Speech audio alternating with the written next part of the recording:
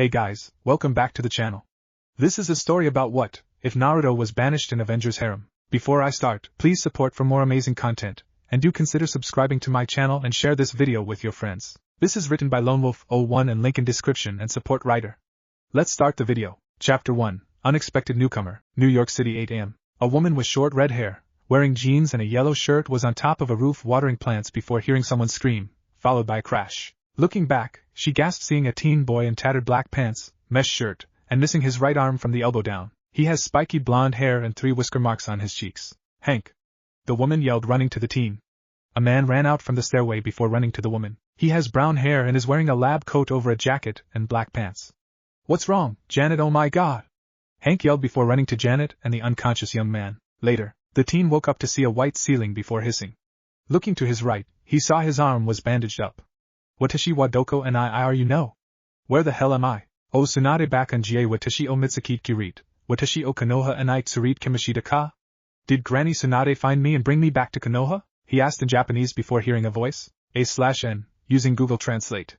If that's not right, or you know a better translation, let me know.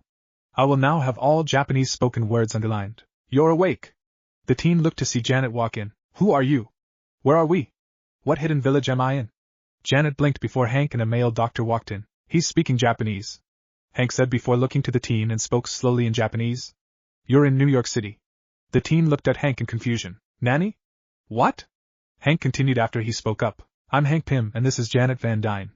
The teen nodded at that. Uzumaki Naruto. After talking with Naruto for a while, they deduced that he was possibly from an alternate universe, seeing how he talked about a continent called the Element Nations, where each major city was named after an element, and he just defeated someone to end a world war before waking up in the hospital, and his wounds were healing at a rate of a certain Canadian they know. Naruto sighed, as he leaned back in the bed. You okay, Naruto? Hank asked as Naruto looked at him. No, I'm not. I've been transported from my home, my friends, some possible girlfriends, and other hot ladies. He then pointed to his stub. And I've just became left-handed. Later, after checking Naruto out, the trio walked outside after giving Naruto new clothes. He's now wearing jeans with black and orange striped tennis shoes, a black shirt with a prosthetic arm, with the rest wrapped up to his neck, and his headband. Wow, like Amigakure, village hidden in the rain, Naruto said before looking to see the various vehicles driving by and blinked. What the hell are those? Janet looked to Hank, who looked down at her. He's never seen cars before. He called a cab that stopped beside them before the 3 got in. A few months later, Hank and Janet's apartment. Naruto closed a book on the English language in his new room before looking down at his new right arm. It's a black robotic arm. 1. He's wearing black pants and a white sleeveless shirt. Naruto moved his fingers to test it, remembering about getting it from Stark Industries. He looked at etchings along the arm showing a slight glow as he added chakra to it. Glad I was able to add seals to this thing so I'd be able to use chakra, he said in English before stretching. He looked to the window and saw the sun was shining before seeing several birds fly by the window. He opened the window, remembering Janet and Hank offering a room of their apartment for him to stay in. Over the months, he learned all he could about the world he came to. He learned of heroes with powers that protect the civilians from what they call villains who commit crimes ranging from just stealing up to taking over the world. Naruto, come on. We've got to visit S.H.I.E.L.D. Naruto groaned at that before walking out to the hall. Do I have to? Nick is such a stick in the mud. The only reason I even agreed to go to is to see Maria in that tight bodysuit. Yes, now get your butt down here and into your new costume. Naruto sighed before walking to his closet. Opening a fake back, he picked out a costume before putting it on. He's wearing a black unitard, black shoulder pads, boots and gloves. His abdomen area is colored in a lighter gray. He's wearing a black utility belt. Suddenly, a black half-face mask came over the lower part of his face before walking down. 2. He saw Janet was in a costume as well. Her costume is a black and yellow dress with a yellow antenna-like headpiece and black and yellow gloves and black leggings with yellow boots. Ready? She asked, fixing her headpiece. No, do I really have to go? She sighed as she stared at him. Yes, you're a part of the team now. Hank walked in with his lab coat over a red bodysuit with black circle on the stomach and black gloves. Ready? S.H.I.E.L.D. helicarrier. The trio walked out of a helicopter to see S.H.I.E.L.D. agents walking around the jets.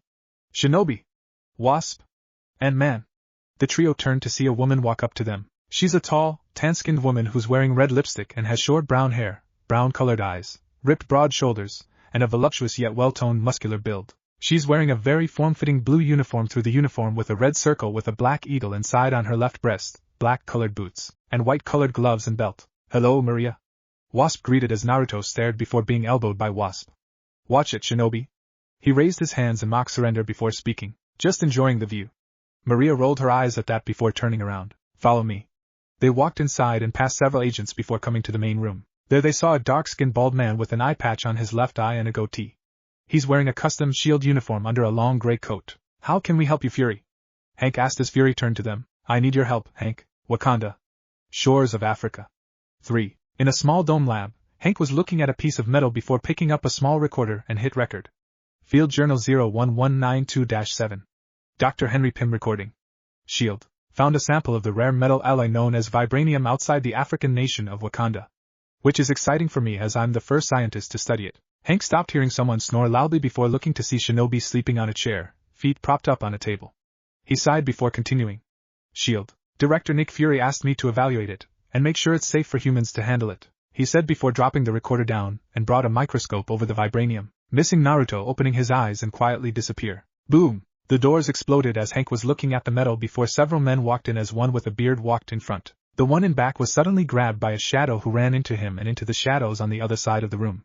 Greetings, Dr. Pym. My name is Ulysses Claw. I'd like to talk with you about the vibranium.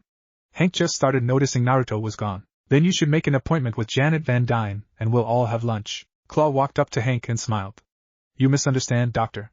I want all your research, and the vibranium, he said while picking the metal up. Up above, Naruto stuck to the ceiling waiting for a signal before seeing the other man take aim with tranquilizer guns. No one wants to talk things out anymore. Such a shame. Hank hit a button on his belt, having the black on his suit glow yellow as the men shot at him. Hank disappeared before Naruto saw him the size of an ant with a silver ant-like helmet punch one man. Naruto dropped down on one man before disappearing and reappear in front of the next two. Naruto pulled his hands forward, having several wires shine as they wrap around the men, and Naruto knocked them out. There, and you didn't need to shrink them down, Naruto said as Hank grew back to normal. They looked to see Claw had escaped and dropped a ray gun. Later, Wasp, who was the size of a wasp, flew in with insect wings and grew to normal size. I see you two are alright, she said looking at the knocked out men as Hank was looking at the metal and Naruto was tossing and catching a kunai in his right hand. We're fine, January, Hank said as Wasp walked up and wrapped her arms around his neck from behind. A few days later. Brooklyn, New York. Shinobi looked at the group of people in front of him, most resembling different snakes. The first one is an overweight man with brownish-red scales and a rattler tail protruding from his tailbone. The next person resembles a king cobra with his lower body being a tail, instead of legs. The next person is a man with similar characteristics, but is a regular snake with armor over his chest and mechanical arms with blade protruding out of the gauntlets. The next is a female with long blonde hair and is muscular. She's wearing gold/green armor and a cloth over her waist leading down to her knees and thigh-high boots. The next female has short pink hair and is wearing a pink skin-tight bodysuit and domino mask, with a black diamond pattern on the shoulders/chest, stomach, and black gloves and boots. She has what looks like diamonds around her waist acting like a belt, and one each over her gloves. The last one is a man with green scales, a tail from his tailbone, and what looks like a fin on his back. He's wearing a purple bodysuit with silver plate under his arms and over his legs. A/N. Look at Serpent Society Wiki/Ultron 5 EP. Robbing a bank in broad daylight? That's just plain stupid, Naruto said as Cobra's tail beamed legs. You can't stop us, Cobra yelled before Rattler shot a bolt of electricity at Naruto. Naruto disappeared from the spot before creating several clones who added chakra to their limbs. Small prongs came out of his right hand's knuckles before shocking the members. Diamondback fell down as the other members turned and hit the Naruto that was behind them. Death Adder was suddenly caught by ninja wire before being tied up with them. Anaconda was hit in the face with sleeping pellets and fell down as well.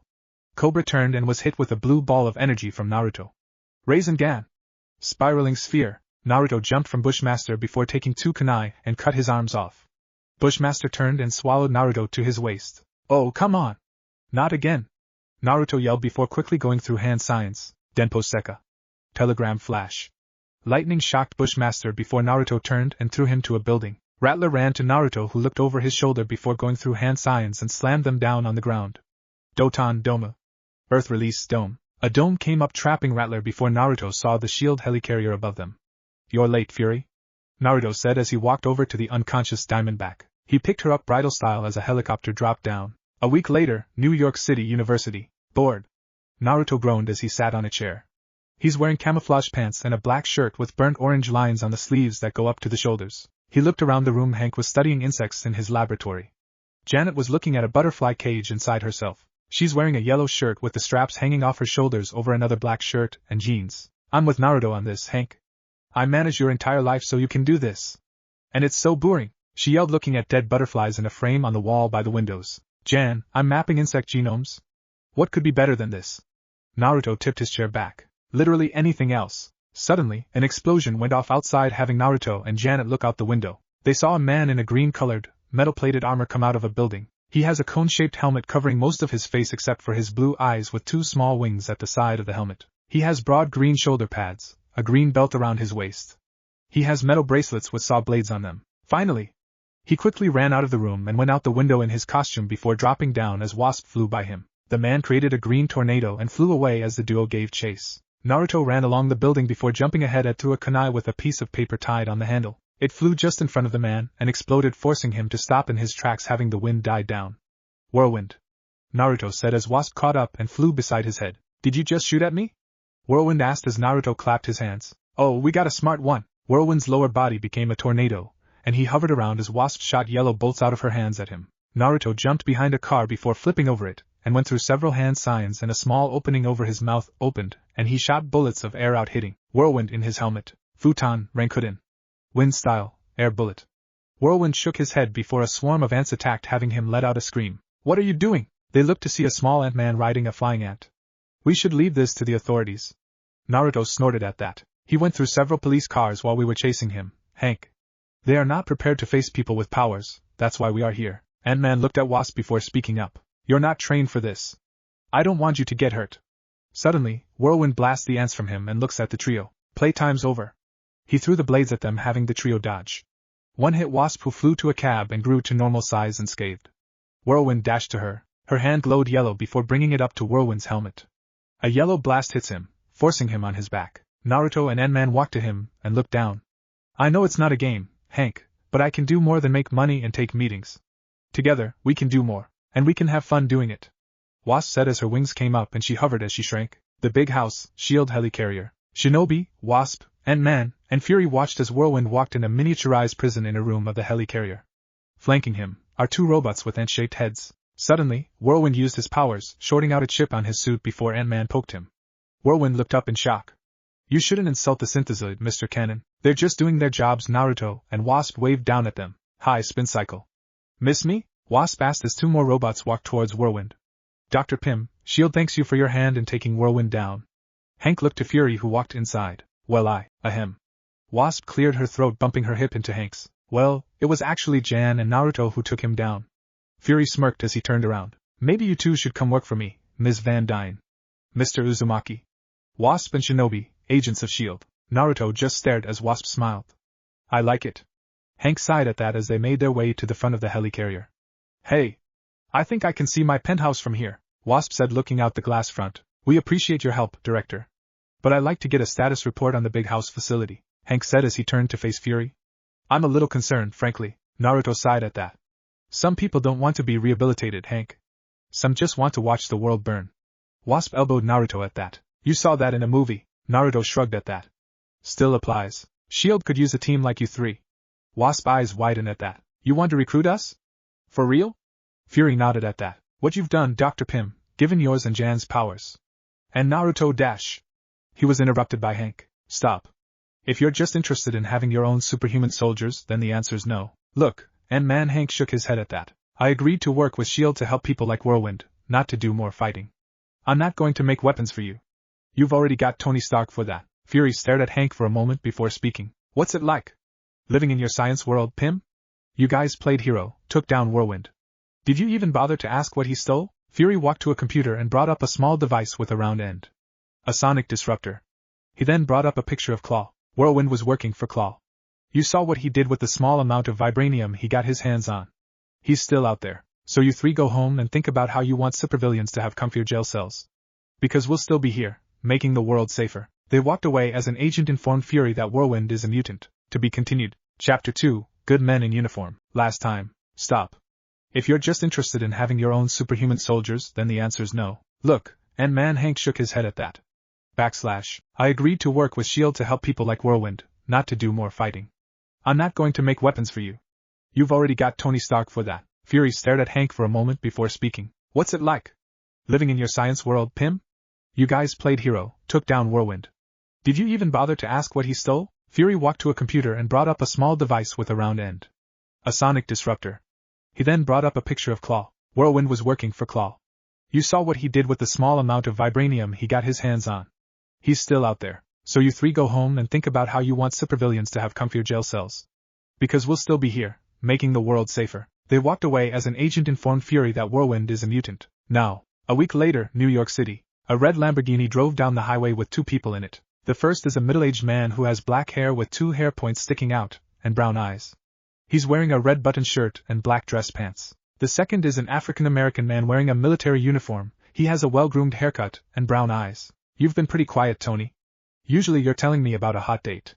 Tony shifted to a higher gear before replying. Just thinking about a teen boy Hank Pym and Janet Van Dyne brought a few months ago. Flashback. A/N. Any dialogue underline is Japanese. A few months ago, Stark Industries. A week after Naruto came to the world, he was with Hank and Janet in a cab that stopped just outside a tall skyscraper with Stark written down the building. They walked inside and saw a woman holding a clipboard. She has long red hair tied into a low ponytail and green eyes. She wears a light brown blazer with a black t-shirt, a brown skirt and shoes. Hello Dr. Pym, Ms. Van Dyne. I'm Virginia Potts. But my friends call me Pepper. This must be Naruto that you've told us about, she said as Naruto waved with his left hand. Hey, Naruto said as she smiled at him. Hello, follow me, she said in Japanese before the trio followed Pepper down the halls. On the way, they passed several rooms with people working, or testing some sort of machinery or robotics. Naruto blinked as he looked around before coming to room here. They saw Tony and a female doctor with blonde hair in an office. So you want us to help out with the kid's arm? Tony asked, having Hank nod. Yes, apparently he just lost it a week ago, so we thought it would be easier to get a new one. Naruto looked confused until Pepper translated for him as the others talked. So, what can you tell me about him? Tony asked the two, who looked to each other. We just found him by Janet's penthouse last week after he fell out of the sky and landed on one of Janet's tables, Hank said as Tony raised an eyebrow and glanced to Naruto. Later, Naruto, in a hospital gown, was standing against the wall. Get that torture device away from me, he yelled as the doctor was holding a needle. Oh, come on. You need to have your shots before going under. You don't have any records, so we don't know if you've had your tetanus shot, Pepper said before Naruto glanced to her, and suddenly, the needle was in his arm as Janet struck him. Oh, flashback end. They still won't tell me anything else about him, Tony said as a small TV screen came up on the console above the gear shift as a report played with a woman news reporter with tan skin, brown hair, and a beauty mark by her lip. An Iron Man saved civilians from what eyewitnesses are calling a giant robot attack. Rhodey reached and turned it off. A giant robot attack? Really, Tony? You could have called me. Tony glanced to him before looking back at the road. That footage didn't capture how big the thing really was. I mean, it was huge. He swerved through several cars before Rhodey looked to him. Okay, look, that just makes my point for me. S.H.I.E.L.D. should be fighting giant robots, not you. They're not the bad guys, Tony, and they need your help. Tony sighed at that. I'm out of the weapons-making game, Rhodey. You're talking to a kinder, gentler Tony Stark, that fights supervillains, Rhodey said as Tony swerved past the tractor-trailer. We've been over this a million times. You're starting to bum me out. Rhodey just stared at him. What about the Hulkbuster unit? You can still help them take out that monster. Tony ignored him as he drove to his building. As he made it to the parking garage, Pepper was waiting for them, tapping her foot. Pepper. I already know you're a great assistant, but you don't need to park my car too. We've got valets for that. Pepper narrowed her eyes at him. For someone who makes their living off of technology, you should try answering your phone. I've been calling you for 20 minutes. He just raised an eyebrow at her. Oh, because you missed me so much? She shook her head. Because HYDRA just attacked the United Nations. A few minutes later, they were in Tony's office with a very large screen TV showed large octopus robots attacking the UN building with soldiers in a green bodysuits, light green helmets, and a logo of a red circle with a black evil octopus on it. Where's S.H.I.E.L.D.? Tony asked as the screen was covered by a painting. 40 minutes out. There's military detail there, but Tony, it's a full assembly, all the world's leaders are there, including the president. Tony went to the wall, and a door opened up showing a dark room. Taking his clothes off, he revealed he's wearing a bodysuit with blue glowing lines on it connected to a glowing circle on his chest. JRVIS, fire it up, he said before hearing a voice. Very good, sir. Initiating the Mark 6. A pod opened up showing a suit of armor broken up. It's red on the chest and helmet with gold on the faceplate, arms, and legs with red boots and gloves. He stepped in and the suit wrapped around him and locked in place. Thrusters came out of his hands and feet before flying outside. Better start now, I'll be 10 to 15 minutes max, he said as a screen came over his face showing a full screen view of what he was seeing instead of obscured. The UN Iron Man flew to the mayhem and floated near one of the large robots. A beam shot out of his chest going through the robot's head before glancing around seeing HYDRA agents around and saw two on a nearby roof sniping. He aimed at them only to lower his hand as Shinobi dropped down and slammed their heads together. Naruto flipped over the edge and landed on another man before running to a bush as the men shot at him. Missed me, Naruto yelled, running out of the bush and weaved through the large group. Naruto took a kunai out and attacked several men before taking their rifles and destroyed them by breaking them over a chakra-infused leg. Tajikage Bunshin no Jutsu, multi-shadow clone technique. Multiple Narutos poofed onto the area before each made short work of the agents. Oh yeah, I rock. Iron Man flew down to him before speaking. I had everything under control. Naruto deadpanned at them. Well, you're welcome anyway, jackass. Naruto turned to see missile was shot at them before taking kunai out and threw them at two in the middle. Boom! The missiles exploded, having a chain reaction to all but two that Iron Man took care of, shooting a beam out of his hands. Look, whoever you are, I didn't need any help. Naruto just stared at him. I just thought I would repay you for giving me my arm a couple of months ago. Iron Man's eyes widened behind his mask at that. Before anything could be said, 3 robots came down at them, only for 3 Narutos with a Rasengan, spiraling sphere, in hand and blew them up as they made contact with the heads. Naruto looked at Iron Man before the helicarrier flew above them and men in blue and silver armor dropped down as other SHIELD agents repealed down. Iron Man, Shinobi! By the authorities of Strategic Homeland Intervention, Enforcement, and Logistics Division. You're both hereby ordered to stand down. Naruto held his right arm as it twitched before flipping them off. Oh, sorry, I thought I fixed that. It still needs recalibrations. Listen. Let me talk to Fury. Unless you want to explain to the world leaders why SHIELD is arresting the 2 who saved their asses. Naruto said, pointing to reporters and the world leaders who had bodyguards around them. Hey! That's my tech. Iron Man yelled out at them. Let's go and talk to the bald idiot, Tony. See if he can explain himself. Naruto said, walking to one of the ropes and climbed it as Iron Man flew up. He burst through the helicarrier and looked to Fury. Click! And had Maria aim her gun at his head. Stand down, Hill. In case you forgot, he just saved the UN. Maria looked to Fury as Naruto walked in with his hands behind his head. Naruto tuned everything out for a few minutes before hearing Fury yell at him. Huh! Fury sighed at that. Did you hear a word, Shinobi? Naruto shook his head at Fury. Nope, I was thinking how cool it would be if you were replaced by that Samuel L. Jackson guy. Fury turned his attention to Iron Man and argued about using his tech and weapons before Iron Man flew off. A few days later, Janet's penthouse. HHHHH. Naruto laughed loudly as he sat at the kitchen table. That's a good one, Janet just huffed at that. It's not a joke. You need to go to high school. HHHH. Now look here, Dash. HHHH. I can't stop laughing. Janet's eyebrow twitched at that. It's not a damn joke. Here, you have to go to school until you're 18. And you're 16. Naruto stopped laughing at that and looked at her in shock. You must be joking. I graduated school at 13. Nope. And then there's college where, depending on what career you want, can go to school for another 7. Only reason I'm bringing it up now is because it's summer vacation. A cloud of depression formed over Naruto at that. Oh, come on, Naruto, you'll make friends and go out on dates. I can't be the only cute girl in your life. Naruto snorted as he held in a laugh. Janet narrowed her eyes at him. I mean, I'd never find one as cute as you. She smiled as she patted his head. Good. A week later, library. Naruto was reading up on what he could to get ready for school so he won't raise suspicion. He picked one up on World War II and saw a large section on a Steve Rogers aka Captain America and his partner Bucky Barnes.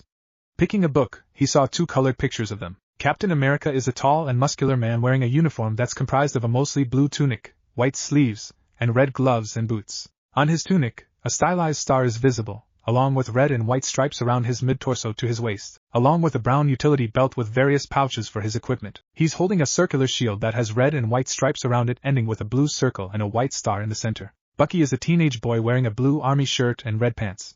He's wearing a black domino mask, gloves, belt, and boots. Naruto turned the page and continued reading. Flashback. A/N.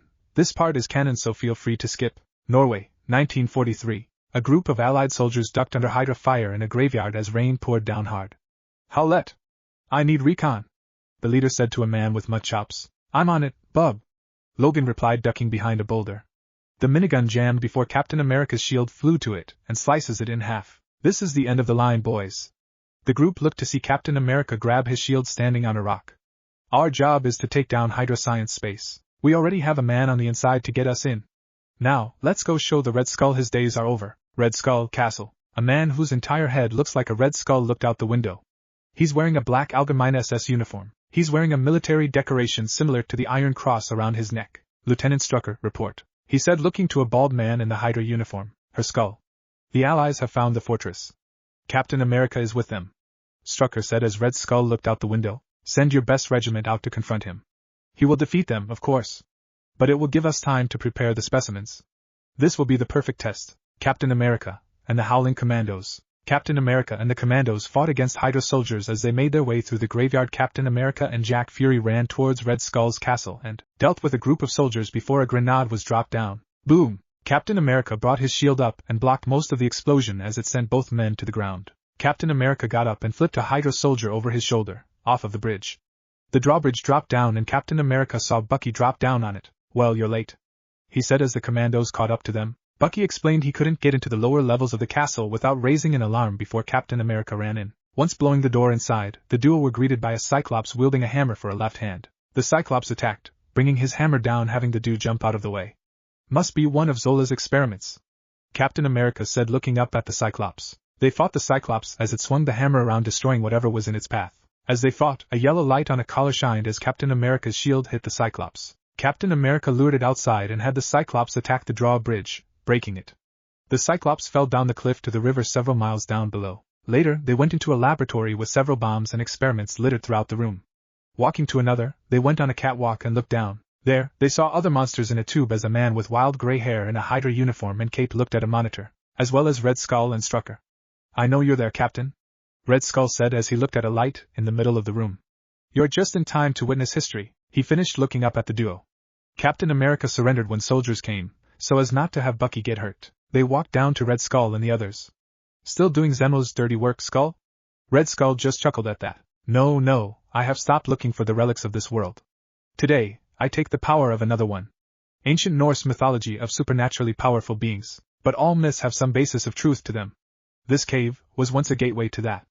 The Norse called it Bifrost, the Rainbow Bridge. Picture an army of mythological beasts, unleashed upon the battlefield. He glanced to a wolf creature beside him and picked a remote. He pressed a button and had the wolf whimper as the light glowed on a collar on its neck. "What have you done?" Captain America asked in horror. "What have I done? I have won this war." "Open the portal." The portal in the center of the room glowed brightly. The scientist increased the power, showing the head of a giant that had blue skin and a helmet that looked like ice. "Now!" Captain America yelled, attacking the soldiers with Bucky having the others shoot at them, and hot the monitors and computers. No! Red Skull yelled as the duo continued their attack.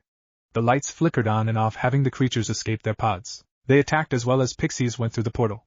The duo attacked, having the creatures go into the portal before shutting the power off just as the giants started to come through. The lab exploded, having the duo chase after Red Skull. Captain America put his shield on his back with straps as they made it to the roof. There, they saw Red Skull climbing on a tower's ladder. "Stay here," Captain America ordered, running to chase after Red Skull. "Secure the fortress." Bucky glared at that as Red Skull got into a rocket and flew off. Captain America climbed along as Red Skull flew high in the air. "I've got your back, Cap." Captain America looked back to see Bucky holding on behind him. "Bucky? I told you to dash." He was interrupted by Bucky, who climbed higher. "Yeah, I know. But we're partners, right?" Captain America smiled at that. "Let's finish this." The jet flew over the Arctic as the duo made their way to the cockpit. Captain America used his shield to break the glass and grabbed Red Skull. "It's over, Red Skull." Red Skull just laughed at him. "Finally, we agree." He hit a yellow button, having a timer come up counting down from 1 minute. Red Skull ejected, laughing as he did so as Captain America looked inside the cockpit. "Not enough time. Bucky, jump for it," he yelled as Bucky was caught on some loose rung of the ladder. "I can't." Captain America dropped down and helped Bucky, only for Bucky to kick him off to save him as the rocket flew up and exploded. Boom! No! Bucky! Captain America yelled as the blast sent him to the freezing waters below. Flashback ends. Liberty Island. Naruto found himself on Liberty Island looking at a statue of Captain America and Bucky in front of the Statue of Liberty. He then thinks back on the illustration of Steve saluting in the book he read, looks at his right hand and brings it up to the side of his head in a salute to the brave duo. To be continued. Chapter 3 Breakout. Last time, Captain America used his shield to break the glass and grabbed Red Skull. "It's over, Red Skull." Red Skull just laughed at him. "Finally, we agree." He hit a yellow button, having a timer come up counting down from 1 minute. Red Skull ejected, laughing as he did so as Captain America looked inside the cockpit. "Not enough time. Bucky, jump for it," he yelled as Bucky was caught on some loose rung of the ladder. "I can't." Captain America dropped down and helped Bucky, only for Bucky to kick him off to save him as the rocket flew up and exploded. Boom! No! Bucky! Captain America yelled as the blast sent him to the freezing waters below. Flashback ends. Liberty Island. Naruto found himself on Liberty Island looking at a statue of Captain America and Bucky in front of the Statue of Liberty. He then thinks back on the illustration of Steve saluting in the book he read, looks at his right hand and brings it up to the side of his head in a salute to the brave duo. Now, 5 years later, Empire State University afternoon. Naruto yawned as he walked out of his last class. He's grown several inches over the last 5 years and is now wearing an orange t-shirt and a red zip-up hoodie, black cargo pants, and a pair of blue and white running shoes. Naruto! Naruto turned to see a woman run up to him. She is a Caucasian slender red-headed woman with green eyes and red lipstick. She is several inches shorter than him. She's wearing a black leather jacket over a pink hoodie and a white t-shirt, keeping them tucked into her medium blue colored jeans with a large brown belt. Hey there, MJ1. Naruto greeted before a boy ran to them. He is a Caucasian male and is wearing a green long-sleeved button-down shirt unbuttoned over a black tie shirt. He's also wearing blue jeans with light blue shoes. Hey Pete, running late to get back to May? Naruto asked, resting his hands behind his head. No, the class ran late and JJ will be wanting pictures of Spider-Man. Again. Peter replied as they walked out of the university. Naruto stopped as his cell went off. Always we will fight as one, till the battle's won. Really? You got some campy theme song as a ringtone?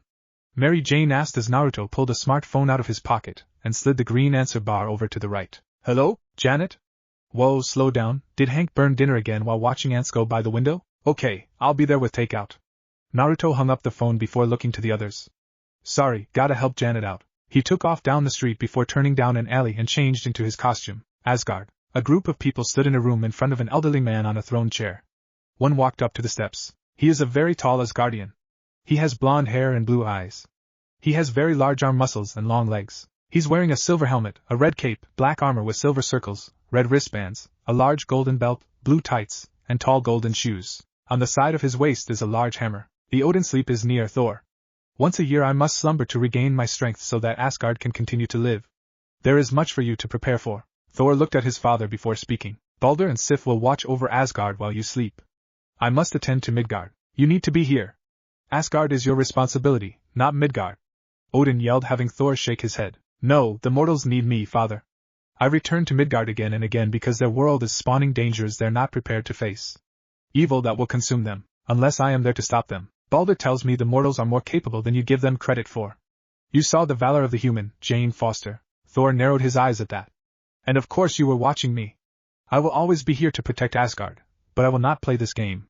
Loki is not wrong, father. You toy with us all. Telling us whatever you need to keep us under your heel. You could have stopped Loki's attack before it happened. Enough, Odin yelled, standing up, holding a golden club. You dare defy me. Thor stood his ground and continued. Should Asgard be threatened, I will be here. But until then I choose Earth. Thor took his leave, as did all but one bearded man in fur-covered armor. Odin sighed as he sat down. Heimdall, tell me, how's the boy? Heimdall looked to Odin before answering. He has grown strong, my lord. Odin looks down in contemplation for several moments before Heimdall looks to Odin. It is not my place to question your decision, Lord Odin, but was truly necessary to block their memories of each other? He is immortal, she is of Asgard. The friendship they began, whatever could have blossomed from it, such things could not last between those of such far-off realms. It is better that they forget, and not be forced apart. Outside, Thor stood on a rainbow bridge before looking back. Father. You do not understand. I know, I am needed on Earth. He put Mjolnir's strap around his wrist before twirling the hammer and threw it away, flying along with it, missing a woman walking out of the shadows on the gate. She is a Caucasian female with a voluptuous yet slightly toned body, long blonde hair which reaches down to her waist, green eyes, broad shoulders, and pink lipstick. She's wearing a green Asgardian skin-tight suit, which leaves her shoulders bare, and shows off her cleavage, and a matching mini-skirt. She's wearing tight green arm sleeves that went almost up to her shoulders, and black tights with green circles on the sides and a green tiara. She looked to Thor before holding her head from a surging headache. Damn it, they've been getting stronger as of late. Her hands glowed green before putting them on her temples. Sighing as her headache went away, she walked back and disappeared in a portal. The Isle of Silence. A/N. This up to the breakout will be fully canon. Feel free to skip. Amora appeared beside a man in a black and white place of silence. She created a bubble that expanded to color her, the man in another. The man beside her is a bald, tall, muscular man holding a double-edged battle axe and is wearing red Asgardian armor. The other man is skinny with long black hair, wearing a green suit with gold accents and a helmet with horns. Did you miss the sound of your own voice? Enchantress asked the man who stood from his sitting position. How droll, tell me, Loki said as Enchantress spoke. All transpired as you planned? Neither Thor nor Odin is aware of what's happening. Shield. Big house. Inside the big house, Whirlwind was trying to break free from the force field keeping him in his cell. Stop that. He heard from the cell next to his. Why aren't any of you trying to break out? Whirlwind asked as he heard the man writing on the wall. Over in the cell, the man was writing formulas on the wall before stopping. He's wearing a bodysuit with gears on the back of his bald head. I choose not to. he said before walking to the other side and put a wig on. Who are you? Whirlwind asked, making the man smirk. Just a thinker. Though some call me mad. You see, I have done the math. This is one of 4 main supervillain prisons, each holding some of the most powerful criminals on the planet. Catastrophes are inevitable. All systems break down, we will be free and soon. A week later, Slovakia. Iron Man was looking around the mountain range before zooming in on an area that's shielded off. There, he saw a group of men in yellow hazmat suits talking to a woman with metal on her cheeks. She has black hair and pink eyes without pupils.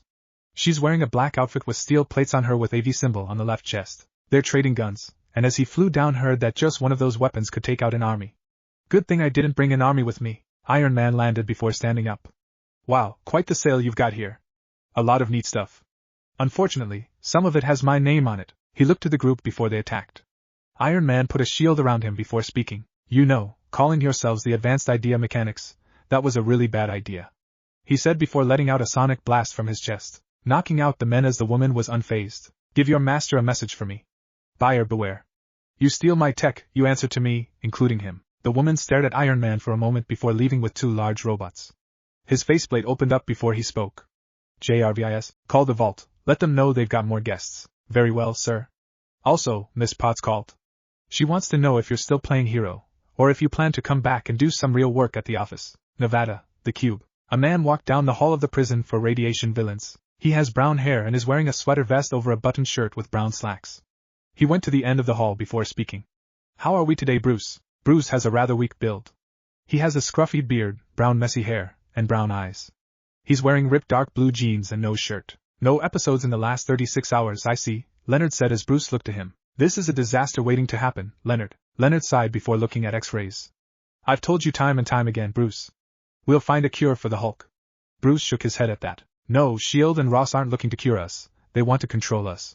The Cube is a gamma bomb waiting to go off. New York City, Thor. Thor stood on the roof of a building looking out at the city. Suddenly, a portal came up behind him and a man came out.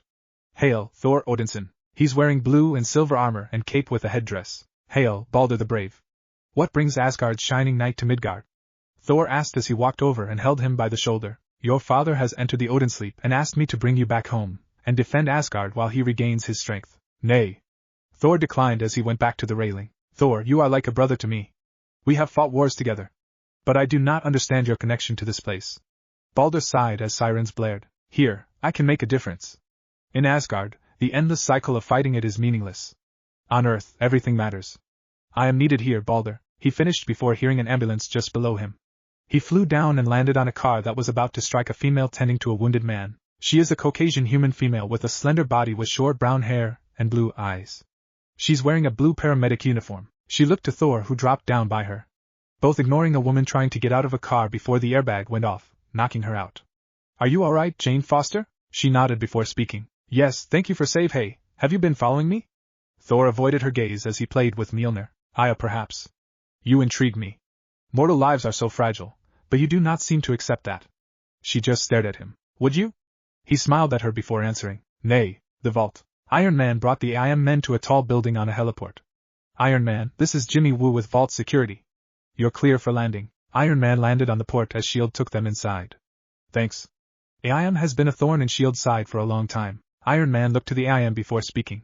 Yeah, well, helping S.H.I.E.L.D. isn't on my to-do list. These guys are dangerous. They had my tech, I took them down. End of story. Jimmy shrugged before looking at him. Right. Well, since you're here, I wanted to talk about our security with you. We had an incident last week. Iron Man raised his hand at that. Did Fury put you up to this? Jimmy shook his head at that. No. This isn't about weapons, but containment. It's about keeping people safe. Iron Man activated his thrusters before speaking. Okay, schedule an appointment with Pepper. Whatever it is, I'm sure it can wait a day. He took off at that as Jimmy stared at him. S.H.I.E.L.D. helicarrier, the big house. Hank was talking to Mad Thinker as Ultron bots walked the halls. I wanted to ask you a question, Mr. He trailed off before the inmate spoke. Mad Thinker, if you please. Hank shrugged at that. Okay, S.H.I.E.L.D. monitored your conversation with Whirlwind. You said something was going to happen? We'd like to know what. Can you not feel it, Doctor? The better question is not what, but when. Up above, Maria and Wasp walked the halls. Director Fury is very serious, Wasp. Wasp sighed at that. Hank, Ant-Man is against it. Shinobi doesn't care either way. Maria looked at her before speaking. And you? She asked, getting Wasp to sigh. I want to help. I want to do more. "Shield can let you do more," Maria said as another woman walked towards them. She's wearing a skin-tight black jumpsuit, wrist blasters, and gold pouches on her waist acting as a belt. She has long red hair and green eyes. She has a curvaceous figure, and is well endowed. She walked in between them, having the duo stop. "Who's she?" Maria glanced at the woman before answering. "That's classified." Wasp sighed at that. "On second thought, Shield might be too serious for me," she said before the lights flickered for a moment. Like that. Suddenly, the carrier shook before the big house expanded and went through it, causing the carrier to fly towards the river. Fury gave out orders before one man came to him. "Sir, automated reports are coming online. The cube and the vault systems have gone offline. No one is answering down in the big house. Something is seriously wrong." Down below, villains attacked S.H.I.E.L.D. agents before Mara ran through a hall shooting her way down as Wasp grew back to normal and picked a phone up. "Naruto, we're in serious trouble." A moment later, Shinobi without his mask appeared beside her, crouching. As he stood, his mask appeared to hide his identity. "Iron Man. Pepper. Guess who I pissed off this morning? Here's a hint, his name rhymes with boom." Iron Man said as a picture of Pepper came up on his hollow screen. "Tony, something's happened to the S.H.I.E.L.D. helicarrier. Some sort of explosion. It's looking really bad." Iron Man narrowed his eyes before JRVIS spoke. "Sir, there appears to be a problem at the vault. They've stopped transmitting data."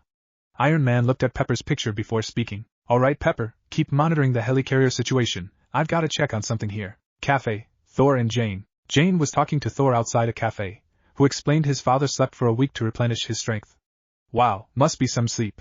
Thor nodded at that. "It is indeed. But during this time, Asgard is vulnerable to attack." Jane raised her hands and rested her head on them before speaking. "So why aren't you there?" Thor sighed as he looked at his drink. "That seems to be a popular question today." "It is complicated." Jane just raised an eyebrow at that. "Really? Because it sounds like you're just mad at your dad." "There's nothing less complicated than that. The mortals. You. I am needed here." Jane shook her head at that. "We've gotten along fine without you before. We've got police officers, firefighters, paramedics, and we've got a few superheroes of our own. Take the week off, help the family. Earth will still be here when you get back." Boom! Something exploded in the distance, getting their attention. "What was it you were saying about the Earth still being here?" Thor asked, standing up. "Touché," Jane said as Thor flew over to the explosion. Nevada, the cube. The cube exploded in gamma radiation, having Leonard cough as his hair and eyes started to turn green. He groaned as he walked to Bruce's cell and saw him pinned under rubble. "Leonard? Listen to me. You've been exposed to gamma radiation. We need to get you to the hospital." "You were right, the prisoners are all free," Leonard said, standing as he started becoming more muscular. "You have to help me, Leonard. Because right now, the Hulk is the only hope we have." Leonard started to lift the rubble up and gained a muscular frame before being zapped and getting a scar over his left eye. Zaxax. Zaxax is a humanoid creature made from pure electricity. Bruce glared as he started to turn green and lose his stubble. He started to grow into a large green man with large muscles. His eyes and hair turned into dark green as well. The vault. Iron Man landed and saw several people in a large room. The only female is wearing a black bodysuit with her sides bare. She has red hair pulled in a ponytail and a prominent cleavage. The next is a man with a muscular frame. He's wearing a V-shaped purple mask, a purple vest with a scaled armor-like appearance, a purple band around his sleeveless right bicep, darker purple fingerless gloves, dark purple pants, and purple boots. He carries a purple quiver around his back in a folded bow. The next man is wearing an Eskimo-style blue and white parka over a cryogenic suit, armed with cryogenic S, wearing an ice pack on his back with 2 pipes leading down to his gloves. The last man is in a special containment suit. It's mostly black with glowing yellow lines stretched all over it, some of which are in the shape of lightning bolts. The suit covers his entire body. "Whiplash, Arrow Guy. Say goodnight," Iron Man said before opening fire on them. He was hit with a block of ice as Whiplash, Living Laser, and Blizzard surrounded him. Iron Man got up and looked to them. Living Laser shot a laser at him, having a plate from his shoulder drop. Iron Man was suddenly grabbed by another man. He's in a large robotic body. Long has Crimson Dynamo waited for this. As the heroes started to attack, Hawkeye shot arrows down and they exploded, saving Iron Man, who flew up and initiated the destructor for the vault. S.H.I.E.L.D. helicarrier. Naruto attacked several villains before chasing after Wasp, who's flying to help Hank. Once finding him, he saw Ant-Man shrink as 2 people collided with each other. Wasp flew to catch up to him as Naruto jumped over the 2 downed men and followed after the insect-themed heroes. Up above, Maria gave Fury the status of the carrier. Containment at 0%. Fury looked to her as they hit the water. "Forget that. I'm worried about the raft." She looked to see a boat out just in front of them. The 4th prison. Down below the boat, a large prison housing the world's most dangerous villains went offline. Prisoners walked out of their cells and looked to each other. Underneath the building, another man was restrained in an energy room. He's wearing a blue and white suit with 2 white belts around his stomach. He has long black hair and a beard with gray streaks. His restraints turned off and his hair started floating as his restraints morphed into and boots, as well as shoulder pads. He opened his eyes and they glowed for a second. Up above, Fury was directing his men while holding a rifle before the boat was lifted. "Run!" he yelled before being pulled in the air to a floating graviton. "Graviton," Fury said before grunting as Graviton moved his hands, increasing the gravity around his body. Suddenly, Graviton was hit with Mjolnir, sending him flying as Wasp did her best to help Fury to the docks. Iron Man. Iron Man was flying over a farm and suddenly crashed into a cornfield. "Ugh. Great, never get a taxi out here." "JRVS, any new news from the helicarrier?" he asked JRVS. "Still sinking, sir." He sighed at that before speaking. "Thanks, open remote access to Chicago Armory, activating Mach 7 armor, New York City. Anything you'd like to tell us, Fury?" Ant-Man asked Fury, who looked at the boat that fell back in the water. "Not really." Shinobi leaned against the crate before speaking. "I'm guessing that's Franklin Hall aka Graviton. In a plan to recreate the super soldier serum, he ended up causing an accident that gave himself near-limitless gravitational powers. Due to him being dangerous, Hall ended up imprisoned at the raft by Nick Fury in an unconscious state for 10 years. Fury looked to him as did the others. "What? Super awesome ninja here. I worked my magic on Maria. After some time with my charming self, I had her spilling more than just the beans." Wasp deadpanned at him as he closed his eyes in what she thought was a smile. Naruto sighed at that before speaking. Okay, my robotic arm can hack into computers. This is Director Nick Fury. I'm calling in an Omega-level threat. All S.H.I.E.L.D. agents, every Hulkbuster unit, the U.S. Armed Forces. They are now under my direct control, Fury said into his comlink. Wow, Nick Fury is actually worried, Wasp said to Ant-Man and Naruto. Suddenly, lightning cracked around where Thor and Graviton were fighting. Thor attacked Graviton, who just used gravity to create a shield for each strike. He threw out his hand and sent Thor flying back. Enough. This ends. Now. Thor yelled before he threw Mjolnir at Graviton. Nevada the cube. The Hulk escaped the cube with Samson after taking care of several villains and landed in a small diner. He walked inside and dropped Samson on the counter. Chicken soup, take care of him, Hulk said in a deep voice. He looked to see a news report on Thor fighting Graviton. You could help. Hulk turned to see Bruce sitting at a booth. What do you want? Hulk asked his other self as Bruce stared up at him. The waitress looked over and saw that Hulk was just talking to himself. You could make a difference. You can save Thor. Just like you saved Samson. Funny, I don't remember Thor coming to save me. Bruce put his arms on the table. Shinobi's there, he helps you. He knows you can be more than a monster. That you can be the hero. If you help them, it'll help us. If you stand by other heroes, if you save lives. People will begin to see that the Hulk isn't just a monster, that you can be a source of good. Hulk just raised an eyebrow before speaking. If I do this, you do something for me. Bruce mirrored his action before speaking. What? He asked as Hulk narrowed his eyes. I stay. We stay as the Hulk, not Banner. New York City. We can't just sit here. Wasp said looking at the fight. We've got to do something. Naruto nodded at that. Yep, but they're over the waters. I can't stay in the air for more than a second. I'll need to wait for them to come to land. Wasps moved to the water as Ant-Man reached for her. No, Hank. Millions of lives are at stake. She flew off as she shrank before Naruto spoke. I know you're a pacifist, Hank. But she's right, the lives of the city outweigh the life of a man bent on revenge. Up with the fight, Graviton increased the gravity on Thor, sending him plummeting into the waters and to the ocean floor. Wasp flew over and shot her beams at Graviton before he swatted her away. Suddenly, Iron Man flew over and tackled Graviton before firing his blast at him, sending Graviton flying away. Wasp flew to Iron Man, who looked to her. Hey Janet, I knew we traveled in the same social circles. Who's that? He said as she looked around. Some crazy physicist, something to do with Nick Fury. Oh no, Thor. Thor's on the ocean floor. We need to help him. Back with Naruto, he was looking at the fight before suddenly being picked up. Wahey! He looked to see Ant-Man growing very tall and picked him up by the back of his costume. He flailed his arms before being put on Ant-Man's shoulder just as Iron Man was sent up to the sky. Ant-Man walked over in a few steps and clasped his hands together just as Naruto jumped in the air and came back down with a large Rasengan, spiraling sphere. Odama Rasengan, big ball spiraling sphere. Ant-Man pulled his hands away as Naruto hit Graviton to the water. Graviton flew up and sent Naruto to the water and Ant-Man flying. Naruto saw Thor's cape before swimming over and tried to help him up. They slowly made their way to Mjolnir before Thor raises his hand to his hammer. Up above, Ant-Man flew into the docks as Graviton flew over, brought Fury to him, and crushed him. Only for Fury to explode, revealing himself a robot. Graviton growled before flying to the city. Naruto jumped out of the water and landed on the docks just in time to see a large chunk of the city lifted up into the air. Holy shit! He said as Thor flew over and hit Graviton with a lightning-infused Mjolnir. Graviton was sent into the bottom of the city, having it fall.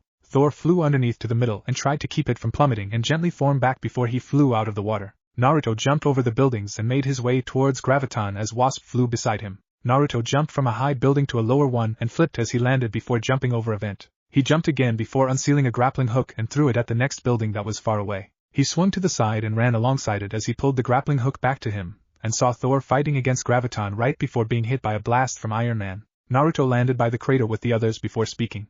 I think you should listen to Thor. Stay down. Naruto went through hand signs before slamming them down. Earth restraints came up and held Graviton down as Ant-Man stepped by them. You need help, Hall, he said as Wasp flew around Graviton. Graviton frowned before throwing his arms out, and had each hero fly to a building, breaking his restraints. I'm stronger than all of you. I'm the strongest one there is. Graviton yelled, flying up, and heard something land behind him. You sure about that? Turning around, Graviton saw the Hulk smirking at him before being tackled over to the shipping yard. The heroes groaned before they followed after. They saw the Hulk throwing Graviton around before Ant-Man spoke up. Is that the Hulk? Naruto landed on his shoulder before looking to him. For someone who preaches giving people second chances and rehabilitation, you sound surprised that someone everyone thinks is a monster wants to help. You've gotta have faith sometimes, too. Graviton used his powers to have Hulk slam down and sink into the ground as the heroes ran to them, only to have the same thing happen to them. Look at you fools. I possess the power of the universe itself. I am power. He flew up and created a tornado around him. The heroes tried to get up, only to fall back down before the Hulk slowly got up. Ant-Man shrunk down to his ant size and commanded flying red ants up to Graviton, who bit his neck. He yelled out before flinging the ants off just as the Hulk tackled him again. The heroes got up and attacked Graviton at the same time. Naruto using wind jutsus before the Hulk fell down, hitting containers away before Wasp started cutting them up for him. You're helping me? He asked, having her nod. Yeah, now hit him. Hulk smirked before diving down towards Graviton. They slammed into the ground before Graviton threw the earth up, sending the Hulk away. Wasp hits him with her blasts before Iron Man shot a large beam out of his chest at Graviton, who threw the earth at him, and had a large ship hit him as a result. Boom! The ship exploded, leaving Graviton dazed just as Thor shot a large bolt of down onto him. From Midgard, crack! The attack left a large crater and a singed Graviton in the middle. Wasp shot him in the chest, having Graviton fall unconscious. Click! Looking up, the heroes saw S.H.I.E.L.D. aiming multiple weapons at them. Step away from the Hulk, a man said as Shinobi and Iron Man stood in front of the Hulk. No, you want him, you go through us. The Hulk saved us all. He's a hero, like us, Naruto said, having the others walk in front of the Hulk as well. Fury walks up to them, arms behind his back. Stand down, men. We've got bigger problems than the Hulk. 75 escapees to be exact, Fury said as a man ran to him. We can find out who did this together. Come work for me. As S.H.I.E.L.D. agents, you can make a real difference. No deal, Fury. This is your fault, isn't it? S.H.I.E.L.D. created Graviton. Whatever you did changed him. You kept it under wraps, and then this happened, Ant-Man said before Iron Man spoke up. Fury's right. The others looked to him in shock. What? You of all people are going to work for S.H.I.E.L.D.? Wasp asked as she hovered. No. He's right about us making a difference together. One-on-one we can each take down a villain or two, but 75? None of us can do that alone. Together, we have a chance. What we did here can change things. The world needs us. But as a team, not on our own. Together we can avenge the wrongs caused by all these villains. You mean, like Avengers? Wasp asked, having Naruto snort. Like that'll catch on. A man walked up to Fury holding a tablet. Sir. Security video shows Graviton woke up after the raft went offline. He couldn't be the one who did this, and there's something else you've gotta see. You're not gonna believe this. The vault. Inside the vault, Fury and Maria walked towards a cell and blinked at the other end. A full-scale breakout. Every containment cell rendered offline. Every inmate escapes this prison. And you're the only one still remaining. Why? Fury asked the prisoner who, revealed to be Diamondback, kept lying on her bed, wearing her costume without the mask. Maybe I've got a hidden agenda against the world that so wronged me. Or maybe I've more likely gotten tired of the constant in and out of jail routine? Fury looked to her before speaking. Then how would you like a job? To be continued. Now, New York City, a few days later. Shinobi looked through a pair of binoculars and zoomed in to see someone jump out of a bank window. He has human-like appearance with distinctive mandrill-8 features with brown fur and yellow eyes. He's wearing a blue shirt with long sleeves, yellow belt around his waist, black spandex, black boots and a red cape. Mandrill. Naruto put the binoculars in his belt and dived off the building. Going halfway down, he flipped to land on a scaffold for cleaning the windows. The end in front of him suddenly dropped, having him fall down 2 stories onto another. The back dropped, having Naruto fall backwards onto another one a story down. He slid from that one onto the building in front of him before running to jump to the next one below him. He grabbed a wire clothesline, flipped from it, and landed on the roof. Running to the edge, Naruto jumped off into a backflip and landed on the next building before jumping off it and landed on the ground with the others. I surrender! I surrender! Mandrill yelled out as he backed from Naruto into the Hulk. Well, that was easy, Wasp said, flying up. Verily. He brings shame to all monkeys with his cowardness. What say you, Shinobi? Thor asked, resting Mjolnir on his shoulder. I say 1 down, 73 to go. Naruto replied as Iron Man turned to him. 73? Fury said he got one person right after the breakout. Night Harbor. A cloaked man walked on a storage ship before being spotted. Look at what we got here. The man turned to a group of men holding crowbars, pipes, and chains. They dashed to the hooded man who jumped up, took off the colic and blinded several men with it before quickly taking them out along with the others who didn't get caught. The man ran into a light and showed him wearing a skin-tight, full-body black cat ninja suit. He disappeared in the shadows as he ran into the city. The next morning, New York Stark Mansion. Pepper looked at her watch before sighing. Well, thank you for actually being on time, she said to her left as Shinobi and an annoyed Hulk with his arms crossed stood at the gates to a mansion. Unlike the others. No problem, Pepper, Naruto said as Hulk gave an annoyed grunt. Naruto watched the people walk by them as a woman's dog sniffed Hulk for a second before leaving with its owner. Hark, Ms. Potts. The trio looked to see Thor float down. And Hulk, Shinobi. It is good to see you again. Are you ready for the upcoming battles? He asked the two as he walked up and placed a hand on Hulk's shoulder. Hulk simply took Thor's hand off him. You ready to get a watch? We're here. Sorry we're late, Wasp said, flying in her small form in between the two. I had to tear Hank away from his lab. Suddenly, Ant-Man grew from his small size, surprising Thor. Friend Pym. I did not see you there. I expected you to be giant. Really? Why? Thy giant self seems more useful. Well, actually, where's Stark? Hulk yelled out, interrupting Thor and Ant-Man. Sorry, everyone, Iron Man said, dropping down. I got caught up in a meeting. He took off his helmet and looked to Pepper. Actually, I missed that meeting too. She narrowed her eyes at him as Tony continued. Thanks for coming, and welcome to Avengers Mansion. Naruto glanced to the 3-storied mansion as Tony continued. This was my clang, only to stop as Hulk pushed the gate open, and into the yard. Sigh, that was really rude. They walked inside where Thor looked at a camera pad by the door. A light scanned his eye before JRVS spoke. Greetings, Thor Odinson. May I offer you a drink? What manner of palace is this? Thor asked, looking back to the others. This was the museum for the Maria Stark Foundation. My mother's home. I've had it upgraded since the breakout. I thought this could be our headquarters, Tony replied as the others looked around the main entrance. Swanky, Wasp said, flying up. The mansion is run by JRVIS, my artificial intelligence. Anything you need, JRVIS will provide. Say hi, JRVIS. Indeed. Tony took them to the kitchen where the Hulk went to the refrigerator and started eating. We got a full kitchen, chef on call. Tony then took them upstairs where they each went into a bedroom. There are 12 bedrooms, maid service, laundry, room service. They walked into a living room where Tony continued his tour, a theater/lounge. Wasp grew to her original size and hit a remote. A picture over the fireplace moved up into a frame showing a cartoon short. Satellite TV and movies, every form of video entertainment on the planet. Are you serious, Stark? Naruto looked over as Ant-Man spoke. This is what you've spent a week preparing? No, I haven't gotten to the good part yet. Pepper walked up and handed them an ID card. You're going to need these. It has in red with the bar being an arrow going into 3 more triangles. It has a red stripe on the top and a black one in the middle with a black square on the top right. Suddenly, the turned white with a blue trim as did the triangles and it beeped. Tony came up on the square revealing it's a screen and he spoke. These ID cards are linked to the Stark satellite network. Naruto looked to his as Tony continued. It'll keep us in audio and video communication anywhere in the world. They also give you full access and control of the mansion. Here, let me show you how it works. Naruto looked to see Pepper give Hulk a card. You think I can't figure it out? I'm sure you can. Thor narrowed his eyes at that. 'Twould be wise to treat the lady with respect, Thor said, walking up to the Hulk. Which lady did you mean, Blondie? Ahem. Tony cleared his throat as the fireplace went up to show another doorway. Nifty, Wasp said, shrinking, and flew over. They walked in and saw it was an elevator with a glass walls and shaft that took them deep underground to show another 3-storied building. A/N, for a better picture look as this episode. Tony took them through a science lab into what looked like a football field-sized pool. A pool? Wasp asked, having Tony shake his head. No, that's on the roof. This is the hangar for the 2 prototype high-speed shuttles. Suddenly, the pool opened from the middle revealing a jet coming up from underneath. It's white and red on the front with the red on it. The Quinjets. Complete with weapons, shield, and an airspeed of Mach 8. Tony glanced to Naruto, the Hulk, and Ant-Man. For those of us that can't fly. It can go into space too. Screw you, Tony, Naruto said, flipping Tony off. Tony then took them through a training area with different rooms they tried before they went to a large office. And this is the assembly hall. He took them to a red round table having a black on it. JRVIS, bring up the most wanted list.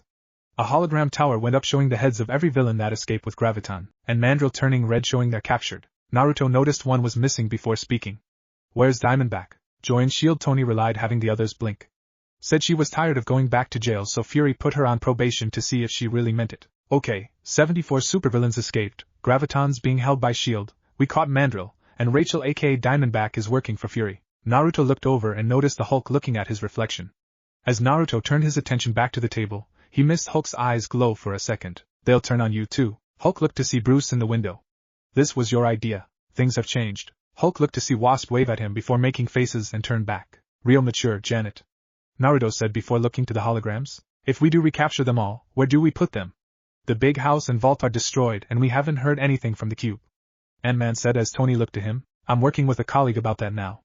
Reed Richards is working on a prison that's actually outside this dimension. In a place he calls the negative zone. Too much talking. We should just go get these guys, Hulk commented from the other side of the room. We need to find them first. Naruto said before Janet yawned. We don't even know how the breakout happened in the first place. What's to keep it from happening there? Ant-Man said as Naruto sighed. If we put them in this negative zone they wouldn't be able to leave even if the power goes out. Naruto said leaning on the table with his hands. You know, maybe we should call it a day. Then concentrate on beating up the bad guy tomorrow. Wasp said leaning her head on her hands. At least one of you knows what they're doing. Hulk said before turning to leave. Thor gripped the table before walking over to him. I have had enough of you, creature. Your insults end here. You wanna go, Goldilocks? Naruto got in between them. Enough. Let's take 5. The two looked to him before Hulk snorted and left. Take it easy on him, Thor. This is the first time the Hulk's been with people. Why are you defending him? Let's just say, I have something in common with him. Tony walked up to the trio and cleared his throat. Since you two are the only ones staying at the mansion full time, I'd appreciated it if you didn't level the place. Later that night, the Hulk laid down on his slightly smaller bed before hearing Bruce. Sitting up, he looked to the mirror to see Bruce mirror his actions. This is exactly where they want you, Hulk. This is your new prison. Get used to it. Hulk's eyes glowed green, drowning out pleas from Bruce that he was locked up inside his mind. As Hulk left, the Bruce disappeared and was replaced by a smirking enchantress. Hank's laboratory, Wasp, Hank, and Naruto. Naruto leaned against the door frame as Hank, with his cowl down, worked on a new Ultron head. You never listened to me. I can't believe you don't think this is cool. Waspo said as she flew in his way. He would if it had 6 legs and could carry 50 times its own weight. Naruto picked up as they argued over Hank being uninterested with the Avengers. Huh. Oh. I do think this is cool. The modifications I made to the AI are very exciting. Hank said looking at the Ultron head. Sigh, no. I'm talking about the Avengers. We're superheroes. I'm a scientist, Janet, with superpowers. On a superhero team. Wasp said getting in Hank's face. Just because Iron Man says we're a team doesn't make it so. We're 6 strangers. A team takes time, it takes trust. Hank replied getting up with the head, and went to the other side of the room. I wonder where Thor slept before this. Does he even sleep? I bet the Hulk slept wherever he wanted. Gasp, I know. I'll live in the mansion. Wasp exclaimed. What? Naruto yelled uncrossing his arms. Where the hell will I live?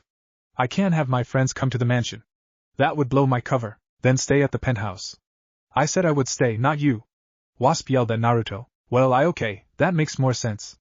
Naruto said with a shrug, getting Wasp to narrow her eyes. You're not planning on anything, are you? What? No, how can you even think of such a thing? What about that time I found that naked girl in the penthouse? Naruto deadpanned at her. That was MJ, she stayed the night to study. And she was not naked, she had a towel on. She had just taken a shower and left her clothes out of the bathroom. Stark Industries. Tony sat at his desk, looking at Fury who had his back to him before looking to Pepper. I don't remember him on the schedule. He's Nick Fury. He wanted a meeting. What was I supposed to do? She asked walking out as Tony glanced back to Fury. Let me guess. S.H.I.E.L.D. needs weapons, you want to recruit Iron Man, you need my help. Not this time. This time, I came to help you. You see, believe it or not, I want your little Avengers project to succeed. Avengers Mansion. Enchantress walked the halls, disabling JRVIS's cameras as she passed them. In the lounge, Thor sat on the couch as he stared at the fire in the fireplace. Pardon me, sir. There appears to be something wrong. JRVIS spoke, getting Thor's attention. What is thy concern, ethereal voice? I have no physical evidence of this, but I believe the mansion's systems are being tampered with. I believe there is an intruder. JRVIS replied as Hulk walked by. Come, Hulk. Let's patrol the grounds. The house believes we have an infiltrator. Perhaps if we are lucky, we will find battle this night. Hulk just stared at him before growling as he walked over. I don't battle, I smash. And if you talk to me again, Hammerface, I'll smash you. If you wish to test your mettle against an Asgardian, I'm happy to oblige. They stared at each other for a moment before Hulk turned around. I don't need this. I don't need anyone. Tell the others I quit. Good riddance. Thor said before hearing a beep. Incoming call from Pepper Potts. Pepper came up on the screen behind the painting. JRVIS just told me Hulk just left. Thor, you have to bring him back. Why would I do that? Thor asked Pepper as he turned to face her. Because he's our responsibility. And with the mood he's in, he's liable to tear down the city. Please go get him. The screen cut to black, having Thor leave. Missing Enchantress appear on the couch with a smirk. Thor flew off, and dropped down in front of Hulk, who was still walking. You need to come back to Avengers Mansion. Move. Hulk said, walking past Thor. Only to be grabbed by the arm. That wasn't a request. Stark Industries Tony, and Nick Fury. Officially, S.H.I.E.L.D. tolerates superheroes. But just barely. A team of superpowered vigilantes rounding up criminals makes a lot of people uneasy. I believe in what you're doing, Tony. I believe the Avengers are important. And behind the scenes I'll do whatever it takes to help you, Fury said as Tony stared at him. Wow. I almost believed you there. Tony said, crossing his arms. You'll help us. When you're not manipulating us, you take the good with the bad. Knock knock. The two looked to the side and saw Pepper open the door. Sorry to interrupt. But we got a problem. A big green problem. It's your team, hero. Deal with it. Tony got up and pulled a monitor out of his desk. Avengers assemble. Central Park. Shinobi landed in a crouch as he saw Iron Man in front of Thor. Something's messing with the green guy, Kit. Naruto heard a voice in his head before dashing over. Hello, F. Naruto was hit by the Hulk and was sent flying several acres away. The energy's similar to your hammer, Thor. Iron Man said, scanning Mjolnir. 'Tis dark magic. Hulk's been enchanted. Ant-Man, in his giant form, grabbed Hulk. I'm guessing this isn't a team trust-building exercise. He's being mind-controlled. Naruto said, running back as Hulk flipped Ant-Man on his back. Thor flew over and tried to attack. Only for Hulk to dodge, and grab his cape to swing Thor around. Hulk clotheslined Iron Man as he tried to attack from behind. Rasengan, spiraling sphere. Naruto hit Hulk in the stomach, only for Hulk to grab him as he went flying and threw Naruto away. Hulk hit Wasp and had yellow energy come off him before he gently put Wasp down. Pretty ladies, Naruto said as he had swirls in his eyes, and Hulk jumped away. He slowly got up and made his way to the others. That went well, everyone okay dash. Iron Man stopped as a double-headed axe hit his chest and put him on the ground. The Avengers. Naruto turned to see Enchantress and Executioner before holding his head and hissed as a strong headache hit him. How unimpressive. Better hope someone more capable avenges you, she said before attacking Thor. She entranced Mjolnir to keep him from picking it up. Naruto ran to the duo, only to get hit with magic that sent him flying away. Not cool. How dare you attack us, Enchantress? Thor said before Iron Man's power came back on. Wait. You know these people, Thor? Aye, the Enchantress and her Executioner. They are Asgardians. Thor replied as Enchantress rested a hand on her hip and cocked it to the side. Why have you come here, Amora? Oh, you love Midgard so much, Thunderer. We thought we'd come and see what all the fuss is about. She stopped as she was tackled by Naruto into the bushes as Thor attacked the Executioner. That was not cool, lady, he said as he landed on top of her, her arms pinned above her head. She smirked before leaning up. Oh, I like that, she said with a moan, and grinds her hips on him. Naruto blushed behind his mask, having Enchantress smirk and knee him in the crotch. Ow. Birds woke up and flew away from the trees as Naruto laid down in the fetal position. Low blow. Literally, she left to fight the others just as the Hulk dropped down to help. Naruto hobbled over to the fight before seeing the Avengers dash towards the two Asgardians. Once Naruto got his wind back, he saw Thor and Iron Man attack Enchantress together, knocking her out. Naruto shook his head as he walked over. Inside his head, a nine-tailed fox laid down, resting his head on his paws before looking over to see a door blocked with chains beside him. Whatever's behind that door, I hope it won't bite us in the ass. He closed his eyes, missing the door glow gold for a moment. Outside, the Executioner took Enchantress and made a portal to escape. Thor explained that the Enchantress is an old enemy of his that wants to cause him pain before he walked up to the Hulk. You have won the day, friend Hulk. Truly thou art a warrior to be reckoned with. For few can resist the Enchantress's charm. Nothing's changed. You all thought I was a savage monster. You were going to take me down. You're no different than Ross or S.H.I.E.L.D. except they're honest about it, Hulk said, walking away. Hulk, come on. It's not like that, Wasp said, trying to get him to stop. I'm done, Hulk said before jumping away. Give him time. He'll come around, Naruto said before the others flew off, with Ant-Man shrinking to ride a flying ant. Sigh, really? Just leave the only guy who can't fly. When they made it to the mansion, they missed a man in the cat costume watch them from the next building away. Antarctic Hulk. Hulk let out a roar that cracked the ice around him before jumping off. As he did so, one pillar of ice broke off, revealing a circular star-spangled shield in a block of ice. To be continued. Now, New York City, Naruto's penthouse, morning. Naruto groaned as the sun hit him. He used his right arm to block it, and hissed at the cold from the metal surface. I thought you took that off when you slept. Naruto moved his arm, and saw Janet walking in. I forgot to. Had some friends over to christen the place. Would these friends be girls? Some. I think they left earlier.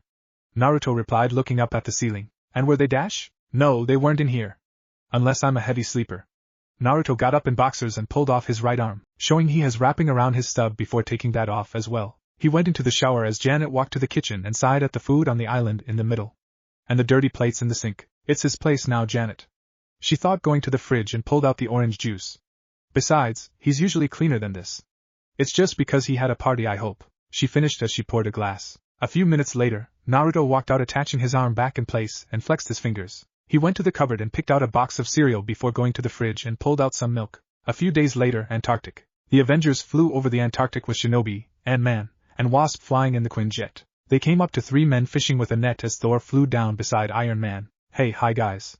Iron Man said, hovering under the jet. You haven't seen a cranky, giant green? He stopped as each man pointed in front. Okay then. They flew in the direction as Naruto sat behind Wasp, who held the flight stick. This is the coolest thing I've ever done. I'm driving a jet. It's actually on autopilot, Wasp. Sorry. Iron Man said over the radio. And it's flying, not driving, Janet. Naruto corrected her. Before she could comment, they came up to a crater. What is that? Naruto asked, standing up, the Hulk throwing a tantrum. Ant-Man said, having Naruto look to him. Well, he does think we think he's a monster like the public does. They landed the jet as Iron Man and Thor floated down. Naruto walked out as the door folded down before Wasp flew past him.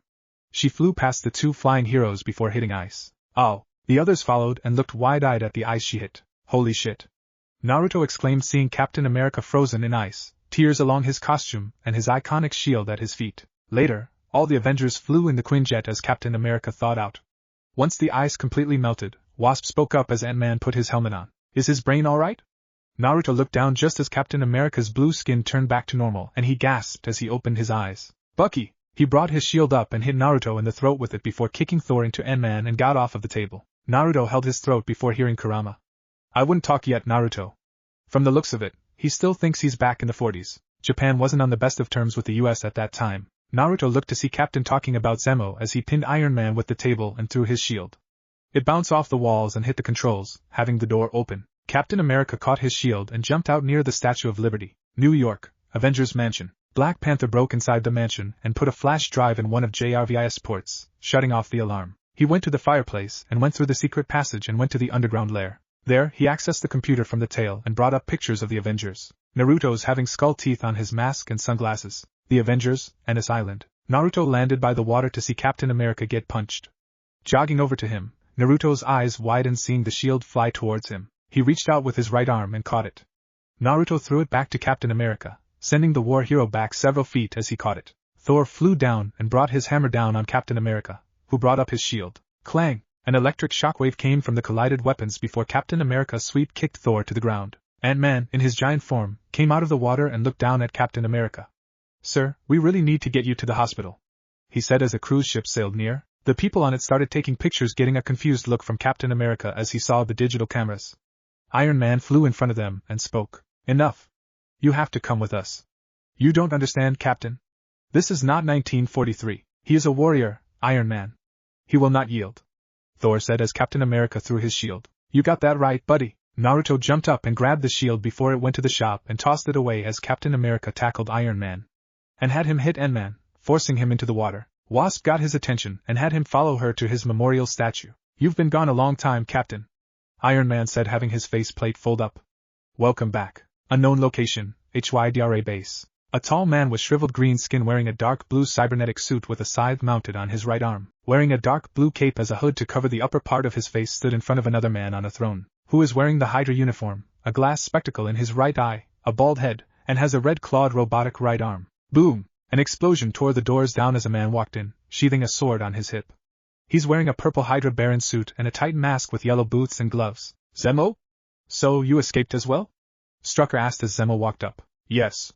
I escaped the prison you left me to rot in, Zemo said as the Hydra men pointed their weapons at him. Only to kneel once seeing who he is. Grim Reaper attacked, only to have his scythe pulled off and thrown to the other side of the room. Strucker got ready to defend his position, only for one man to run in, kneel, and explain about the reports that Captain America is alive. Zemo walked out before speaking. Keep HYDRA, Wolfgang. All I want is to destroy Captain America. Unknown location, Zemo. Zemo walked past tubes filled with what looks like putty as some formed behind him, and made arms to attack. Only for Zemo to attack, seeing the putty form eyes and a mouth. That is enough, my pet. They look to see a broad-shouldered male, with a camera instead of a face, which is presented on the stomach on a yellow TV screen. He's wearing a big orange scientist safety vest with large purple gloves. You'll have to excuse Doughboy. He is very excited to see that you two have escaped prison. After getting treatment for his condition, Zemo explained Captain America was alive, having Zola explained they could use his DNA to make an antidote for his virus, and create an army of super soldiers as well. Avengers Mansion. Black Panther was looking at the files before the lights came on. Taking out his flash drive, he hid as the Avengers came in with Captain America. They explained what's happened since he was gone, and that the Allied forces won the war as he brought up an old newspaper of Captain America on the table's hollow screen. There may still be hope for Bucky, but from the reports I've read, he was on the rocket when it blew up. Naruto spoke for the first time and had his mask go down. Captain America looked at him, having Naruto sigh. Naruto Uzumaki. I'm from a different universe, but it shares many similarities to Japan. I kept quiet as I didn't know how you would react. Captain America sighed as he laid his shield down and walked out. Cap, Wasp said before Naruto placed his hand on her shoulder. Give him some time, this is a lot to take in. To him, yesterday was a world war in 1943. And today, he's suddenly 60 years in the future. Alert! Reports of giant monsters attacking Ennis Island. JRVIS said, having a report of a large mass of Dobo form on the island and on the Statue of Liberty. Avengers assemble. Tony said, bringing his faceplate down. We're already here. Ant-Man said as Naruto sighed. This is so going to suck. I don't know why, but I just feel it's going to. All but Wasp ran out as Black Panther watched from the rafters. Later, Adobo looked at the outside gate before flying through it and up to the mansion. Inside, Wasp walked to Captain America's room and saw him sitting on his bed, his cowl pulled down showing short blonde hair. His room being decorated like the early 40s and an updated version of his costume folded beside him. Cap? Steve? She asked, walking in. Iron Man tried to make it seem as much like the 40s as possible, she said before an alarm went off as a digital speaker came out of the top of the old radio. Excuse me, Miss Wasp. There appears to be a guest at the main gate. JRVIS said before the speaker went back inside. Sigh, I just can't imagine the world still needs Captain America. Steve said before the mansion shook. They ran out to get Captain America's shield before stopping as they saw a doughboy floating towards them. Missiles suddenly launched at it, only for the doughboy to absorb them and burp. Okay. You're fat and disgusting. Wasp said before shooting out her lasers, and actually hurt the doughboy. The doughboy quickly attacked, having Wasp dodge as Captain America tackled it to the floor. Doughboy pushed him to the wall before floating over to Wasp and ate her. No! Cap yelled as the doughboy flew to him and exploded as Wasp glowed yellow and got covered in the putty, and was hit by a laser. Cap looked back and saw Zemo holding a gun. Captain America. It's been a long time, Zemo. Cap said before jumping over and kicked Zemo to the ground. I was afraid you wouldn't be as I remembered you. Zemo said as Cap placed his foot on Zemo's chest. Zemo kicked Cap away before kipping up and kicked his sword up to catch it. How are you still alive, Zemo? Captain America asked, circling around with Zemo. Death means nothing to me. I have evolved my body over the years, while you remain as you ever were. Zemo slashed Cap's chest and forced him to dodge several strikes, before slashing him again, appearing behind Cap. Zemo jumped and went for the killing blow as Cap raised his right arm, clang, and had his shield thrown on his arm and into the wall. Cap looked to see Black Panther stand on the support beam beside him before jumping away. Cap threw his shield at Zemo, who ducked, ugh, and had it bounce to hit him in the back of his neck. Cap easily took care of Zemo before bashing him to the floor. Give up, Zemo. You lost the war. And you'll always lose, whether I'm here or not. Cap said before Zemo threw a small bomb as Wasp. Cap ran and dropped his shield in front of it, covering Wasp from the blast as Zemo escaped. Boom! The Avengers, Ennis Island. The Avengers tried to attack the doughboy, only for nothing to work and had doughboy wrap around them. Son of a bitch. I knew this would suck. Naruto cursed before seeing Wasp and Captain America drop from the Quinjet and helped him out. Cap explained that this was one of Zola's experiments, having Ant-Man use his helmet's wavelengths to keep it at bay as Iron Man matched the wavelengths to destabilize. Doba, victory is ours. Thor said, covered in the putty. Hooray. Wasp said, covered as well. They heard cheering and saw people walking out from the Statue of Liberty. Night, Avengers Mansion. Tony talked to Steve, who had his cowl down, before Tony gave Steve an old picture of him and Bucky standing beside a man who looked like Tony with a mustache. My father. He looked up to you. We all did. We all do. When do I meet the Avenger who saved me? The one in the black cat suit?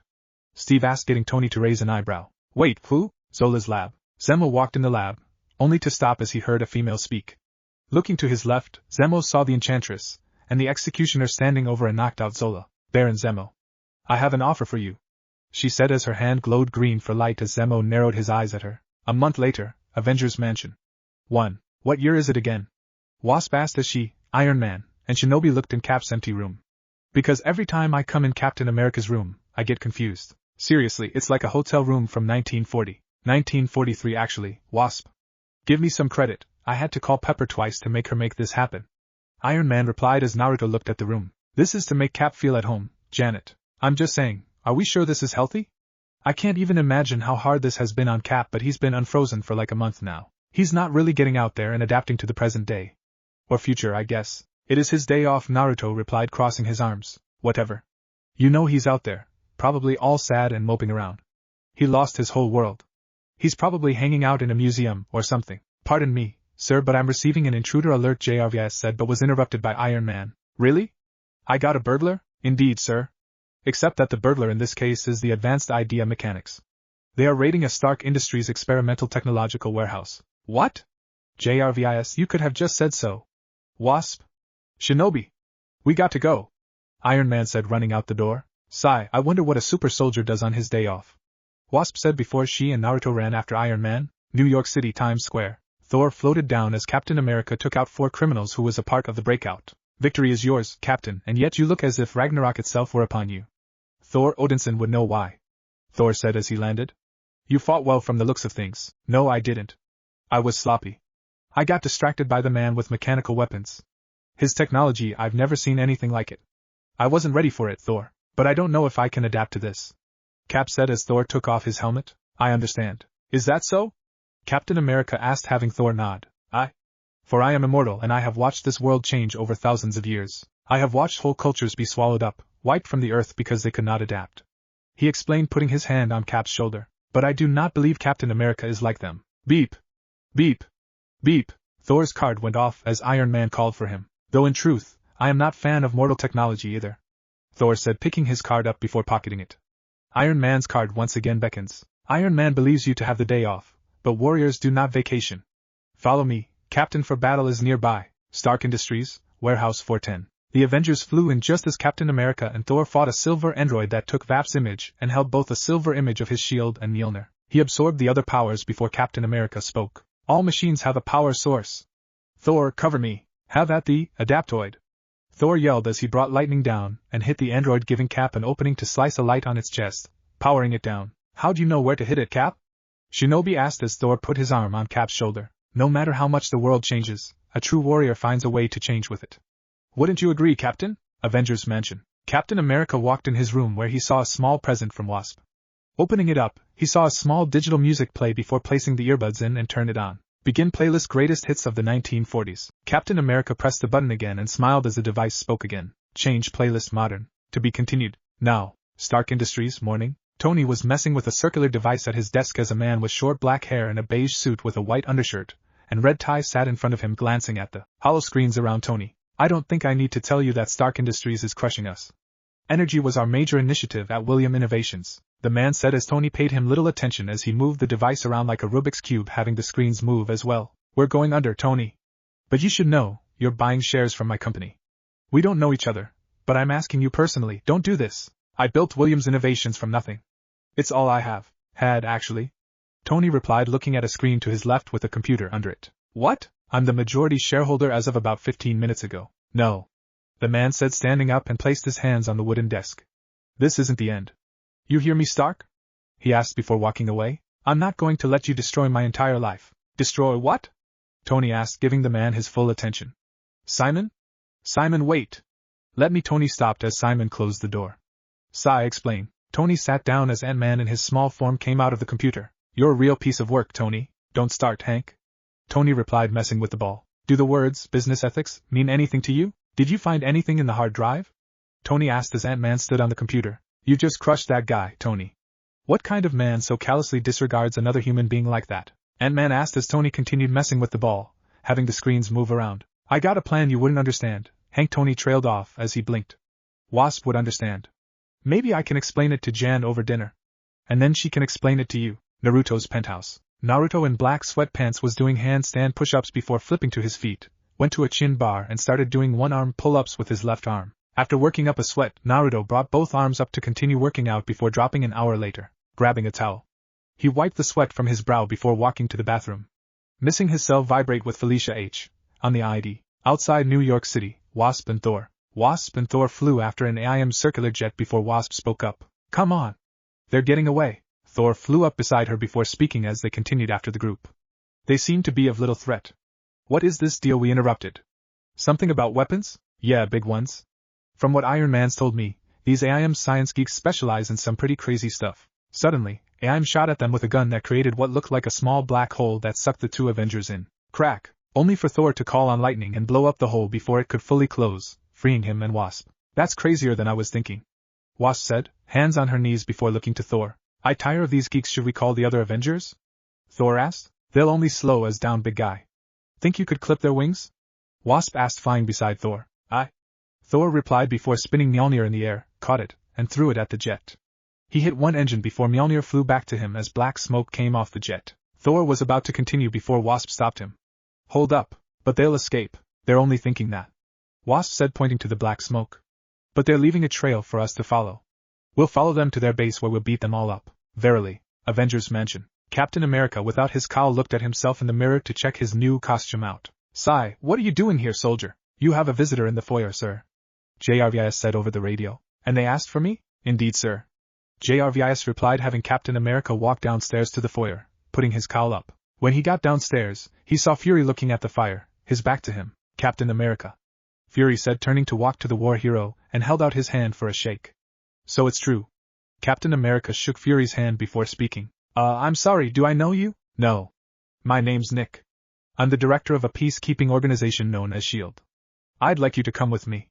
I've been saving something for you. Streets of New York. Simon was riding in a limousine before looking to see someone sitting in front of him in shadows. I can't lose the company. I won't. I need help, Eric. Eric leaned forward, revealing he's the Grim Reaper with his hood down. Well, that's what brothers are for. I have to say, I'm a little surprised you contacted me after all these years. Since you don't associate with Wait. What did you call me, Eric? Simon asked as Grim Reaper smirked. Oh, that's right, psychopath. Criminal scum. But don't worry, Simon. Grim Reaper said before pulling his hood up.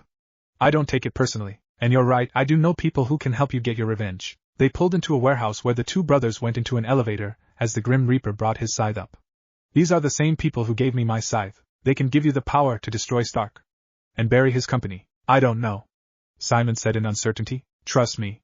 You're in good hands. The Grim Reaper said as they came to a large room with AIM scientists working on various equipment. Welcome. A voice said, getting Simon to look to his left. G.U.H. He yelled out, seeing the man in front of him. He has a big head, small arms and legs, and has brown eyes and brown hair. And he's using a floating chair to move around. To AIM we can remake you, Simon Williams, into something powerful enough to defeat even Iron Man. Something? Simon asked, taking a step back. This is crazy. Are you saying I won't be human anymore? Human? Why would you want to be human? The man asked, having Reaper walk up. MODOC. MODOC floated up with a jet under his chair. Yes, humanity is relative. You will retain everything that makes you Simon Williams. The Zeta beam will infuse your living matter into ionic energy. You will become a wonder of science. The power at your disposal will be incalculable. I don't have a choice. I won't let Tony take everything from me. Simon said as MODOC grinned. I agree, drones. Prep him. The scientist took Simon, cleaned him, put him in a containment suit, and placed him in a box before MODOC turned the beam on. Nick Fury, Captain America, barbershop. Nick Fury and Captain America without his cowl and wearing a brown jacket looked at the barbershop. I'm starting to see why Iron Man told me not to trust S.H.I.E.L.D. You guys aren't very forthcoming. Neither is Iron Man Shinobi to a point, but he doesn't trust anyone. They walked in where a bald African-American barber was cutting a Caucasian's man hair before stopping. The barber put his tools away as the man stood up and took off the apron and revealed he's wearing a suit. The man put on sunglasses before walking to the door, and locked it before turning the sign on the door to closed. Grab a seat, Captain. Fury said, sitting on one seat as Captain America begrudgingly sat down. The barber pressed a button under the counter and the two went down through a tunnel to a dark room. Captain America followed Fury, who explained to him that his father, SGT, Jack Fury, fought in World War II with him, and he held on to something that belonged to him after Captain America saved his life. Fury stopped at a door and opened it, showing a 40s military Harley-Davidson motorcycle. Anything Captain America needs ever. S.H.I.E.L.D. will provide for you. It's an honor to meet you, Captain America. Stark Industries. Ant-Man without his helmet looked at a device that was working on Iron Man's faceplate as Tony sat at a desk looking at a hologram of a chest plate. I'm not judging you. I'm just saying you value money and business over people. Ant-Man said, getting Tony's attention. How is that not judging? I've seen it before, that's all. Alright, enough. You've been glaring at me for weeks. Ever since the breakout. This isn't about Simon, this is about Ultron. No. It's about you valuing money and people. Ultron was just the first time I saw you for who you really are. Who I was. Tony replied, standing up. 5 years ago, after we brought Naruto to you, you asked me to help you change the world. Your tech with my ideas of mapping the human mind onto a machine. I get it, Hank. Tony yelled, turning around. But it was all to make weapons. Were you even going to tell me you were shopping Ultron to the military? I'm a different person now, right? You say you've changed. Maybe you're not making weapons anymore, but you're still hurting people. Just ask Simon Williams, Wasp Thor AIM hideout. What happened? One AIM scientist asked the two who walked out of the jet that Thor and Wasp were following. We were finishing the sale when 2 Avengers busted in. Wasp and Thor chased us, but we gave them the slip. The Avengers were chasing you and you came here? The first asked as Wasp in her small form walked on his shoulder. Yeah, what's wrong with you? She then blasted the man as the two ran back, and into Thor. They fought into the main room where they saw Modoc as Simon was hit with a purple beam. What? Is that? Wasp asked, pointing at him. That is a very big head. Thor said before Modoc pointed at them. I am Modoc. I am the ultimate human and machine interface. I am designed only for conquest. Whatever you say, freak show. Wasp said, crossing her arms under her bust. Be silent. It looks like a frost giant's head on an infant's body. Rah! Modoc yelled as a beam shot out of his headpiece, hitting Thor in the chest. Thor! Wasp yelled as the Asgardian went into the next room. He threw his arm up out of the wreckage with lightning covering Mjolnir before sending a shock wave that knocked a group of AIM scientists away. The 2 Avengers flew around before Modoc hit the beam that was hitting Simon, distorting it before it suddenly grew larger and hit hard onto Simon. I think you broke it. Wasp said as the smoke cleared, revealing Simon, whose body is now purple energy with red eyes and no hair. He survived. Modoc said in surprise. The mental bolt must have changed the algorithm. Incredible. He finished as Simon flew off, breaking through the walls. I have created a being of pure ionic energy. I am science. I am genius. Modoc yelled before being hit in the face with Mjolnir. Naruto's penthouse. Naruto stretched, walking by his patio's entrance. Crack, only for the window's doors to break as a purple blur flew past his home. The hell? He asked before running to the stairs and jumped to the top. Going into a room he converted into a training room, he went to a wall that hid his outfit. Placing his left hand on the padded wall, a green light glowed under his hand as an eye scanner scanned his eyes as well. He picked his suit up and changed before running out his now ruined patio before jumping to the side and ran along the side before seeing the energy went to Stark Industries. Avengers assemble. Naruto heard his card speak up with Hank before booking it to Stark Industries. Once he got there, he saw Ant-Man in his giant form facing off against Simon, who was the same size as well. And get punched as he got excited about the ionic energy. Come on, Ant-Man. Get your head in the game. Shinobi yelled as he jumped up in the air with a large Rasengan, spiraling sphere, in hand. Udama Rasengan, big ball spiraling sphere. Naruto hit Simon, only for nothing to happen before being backhanded into a building and through several walls. Naruto slowly got up and saw Simon grow larger and slammed Ant-Man down before seeing Ant-Man try to talk him down, and had a light cover him as Iron Man in another larger and bulkier armor stood above. Simon shot beams out of his eyes that melted the right arm before they continued to fight. Iron Man, stop this! Ant-Man said in his regular form, trying to stop the fight. Simon threw Iron Man away, denting the large armor before flying to the Avenger, and shot his beams down, only for Captain America on his motorcycle to block the attack with his shield. I don't know who you are, pal, but this is over. Suddenly, Simon started to radically change form as Iron Man caught him as Ant-Man and Naruto ran over. Ant-Man and Iron Man explained that Simon is destabilizing before taking him to Stark Industries and into the laboratory where they plan to put him in arc reactor to keep him alive. Only for Simon to disappear as they got near. Tony in his bodysuit sighed and explained he bought Simon's company to keep it from going bankrupt, and work with him. All I wanted to do was help him. Stark Industries, night. Simon suddenly materialized in the room as he looked at his hands. I'm alive? Indeed you are. Simon looked back to see Zemo, the Enchantress and the Executioner walk out of the shadows. As long as my magic allows, that is. I brought you back. I've given you life. In exchange for one simple task, destroy the Avengers. A week later, Switzerland. 1. Shinobi, Ant-Man, and Captain America flew in the Quinjet over Switzerland as Ant-Man explained to Captain America what they're doing. He's a Russian nationalist named Ivan Vanko. He's a brilliant engineer that crafted a suit similar to Iron Man's but bigger, a lot bigger, and with more weapons. The Soviets were our allies against HYDRA. Did things change that much since I've been frozen? Captain asked Ant-Man. Yes. A lot. It's complicated, but Vanko isn't. He's obsessed with destroying Iron Man. His armor is based on Tony's tech and Tony, well, let's just say he's a little protective of his technology. Iron Man has been trying to take down Vanko since they first met, and he finally did, until the breakout. Naruto finished as they saw the others facing Crimson Dynamo, and flew to dodge several missiles. Found him, Naruto said before running to the back. Pressing a button, the back door opened, having the ninja jump out and dive toward the armored villain. He landed in a crouch as his right arm opened up to reveal a small cannon inside that shot a blast of concussive energy that knocks Dynamo away several feet. 2. Pour it on Avengers. Whatever it takes, put him down. Iron Man yelled as Crimson fired at the team. You are a coward, Iron Man. Do you hear me? A coward, he yelled out. You knew I would destroy you during the breakout, so you ran. And now you bring others to fight for you. Truly, Iron Man, this Dynamo talks too much. Thor said, hitting a missile away. Warning, external sensors offline. JRVS said to Iron Man. Well, feel free to shut him up, Thor. Iron Man yelled out, shooting his blast. Have at the villain. Thor yelled, bringing Mjolnir down in an arc, having lightning hit Dynamo. So let me get this right. You're a second-rate Iron Man knockoff who likes the color red? And I'm not skying the Swiss right now? Wasp asked, hitting Dynamo with her stinger blasts. No, not a knockoff. My armor's superior. Allow me to demonstrate. Dynamo yelled, grabbing Wasp just as Captain America dropped down onto him with his shield. Back off, comrade. He yelled as Dynamo fell to the ground. We'll take it from here. The Avengers looked to see another group of people behind them. The first is a blonde-haired man in a blue shirt suit with a gold hammer and sickle logo on his chest, holding said tools in his hands, black pants, and yellow boots with knee pads. The next is a large grizzly bear. Beside the animal is a woman with long blonde hair in a black bodysuit with a yellow diamond logo on her chest with a black hairband with the same logo on it. She also has yellow gloves and boots. Flying above them is a man in titanium armor with a green visor. 3. A/N. For a better picture, look at the number 2 tie-in comics/Winter Guard EMH. The Winter Guard has come for the Crimson Dynamo. I recommend you do not stand in our way. Iron Man, maybe we should let them dash. Naruto stopped as Iron Man attacked, having Ursa Major attack him. Damn it, walk away.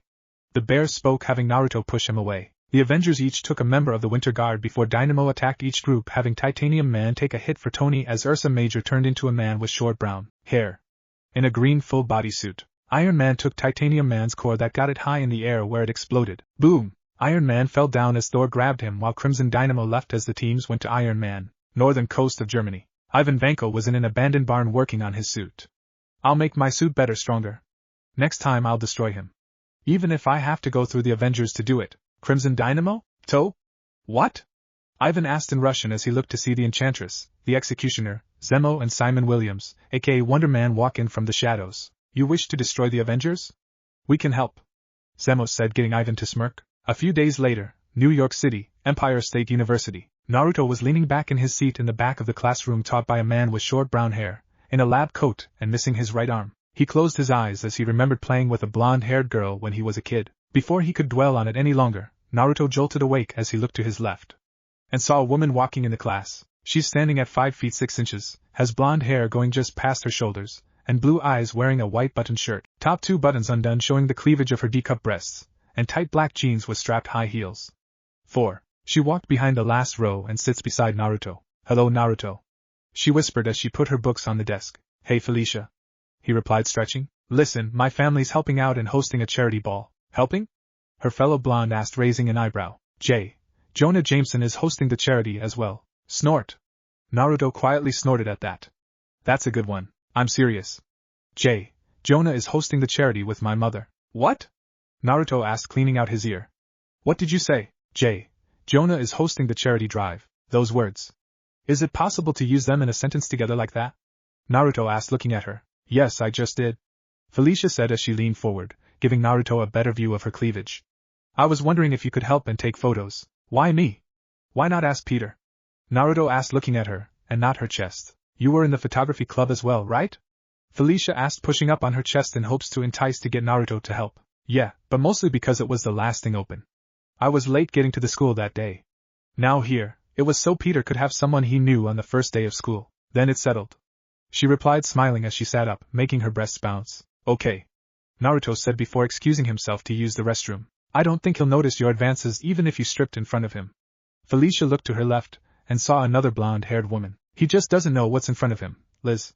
Not yet anyway. Night, New York City, Jonah Jameson's penthouse. Naruto in a triple black suit with the undershirt and tie being black as well and a white glove over his robotic hand walked inside and saw a large crowd of people. Naruto! Naruto looked to see Felicia in a black dress with heels and a choker run to him before pulling him away to dance. Shouldn't I be taking pictures? There's time for that as well, she said as the two begin dancing. The two spin around passing the band as the two stare into each other's eyes smiling as the band finishes the song. After several minutes, the two also stop as people applaud. I'm surprised you're a good dancer, she said as Naruto smiled. A lot of things about me would surprise you. I like surprises. CWH- Uzumaki. Felicia was interrupted as she started to lean in as a man walked to them. He has black and white hair and mustache and a blue shirt with a blue dress vest underneath with a white undershirt and blue tie. You know him, Jonah? Felicia asked as Jonah looked at Naruto. He helps a freelance photographer of mine, Peter Parker. What are you doing here? He asked as Naruto shrugged. Felicia here asked if I could take pictures, Jonah? Naruto replied, taking a digital camera out of his shirt pocket. Good, Parker was a no-show today. Jonah eyed as he pulled Naruto along to take pictures, leaving a miffed Felicia behind. As Naruto took pictures, a man in a costume swung by the window via a web. His costume is based on an arachnid, with the spider suit's primary colors being red and blue, with a silhouette of a spider on the chest area. The red has a pattern that resembles that of a spider web, with the center of the web being on the top side of his nose. The eyes on the mask are white and are rimmed with a bold black-blue outline. To be continued. Now, Empire State University, morning. Naruto without his hoodie stood beside Peter, who was taking pictures of a group of students protesting. If Empire State U wants to bulldoze Villaro Towers housing project, then they need to compensate the people who live there. 90% of those people work right here on campus. Where will they work if they're displaced? An African-American woman yelled through a megaphone. She has her hair in two buns and is wearing a pink shirt and jeans. Where will they work if they're looking for a place to live? Naruto leaned against the stone railing as he saw both Felicia and Mary Jane talk to a Caucasian woman with short blonde hair. Naruto glanced to see Peter take more pictures and focused on MJ. Excuse me? Naruto and Peter looked to see an African-American male in a gray coverall sweeping. They took a step back, allowing him to sweep where they were standing. Peter took a step forward and cleared his throat. Something funny? The man asked. Just that you had to sweep the exact spot we were standing. Everyone else is on lunch break. Peter replied, looking around. Everyone else is out there protesting. So you're not the protesting type? Naruto asked the man as he continued sweeping. No. I don't go for kicking people out of their homes. So you live in Villaro Towers? Naruto asked, crossing his arms. Why? The man asked as Peter brought his camera up. You gonna help me relocate? Can I bunk in your apartment? I thought not, the man said, pushing Peter's camera away before leaving. Hey guys. The two looked back to see MJ, Felicia, and a man walk up to them. He has blonde hair parted in the middle, and is wearing a black shirt under a red jacket, and jeans with black shoes. You harassing people with that weapon, Pete? The man asked Peter, who looked confused. Harassing people? Harry's practicing to be a titan of industry. MJ said as Harry smiled. I do have a meeting with my father's board of directors while he's out of town. 1. You're a management guy. No fan of protests. Felicia said, standing close to Naruto. And checked him out while he wasn't looking. She smiled as she saw his shirt was a little tight on him, leaving little to her imagination. Protests aren't generally about fun, Felicia. Peter said, breaking the blonde out of her daze. That's because you haven't been to one with me. MJ said as Peter took several pictures of her while she posed. So, where to next? Me? Manhattan Museum of Art.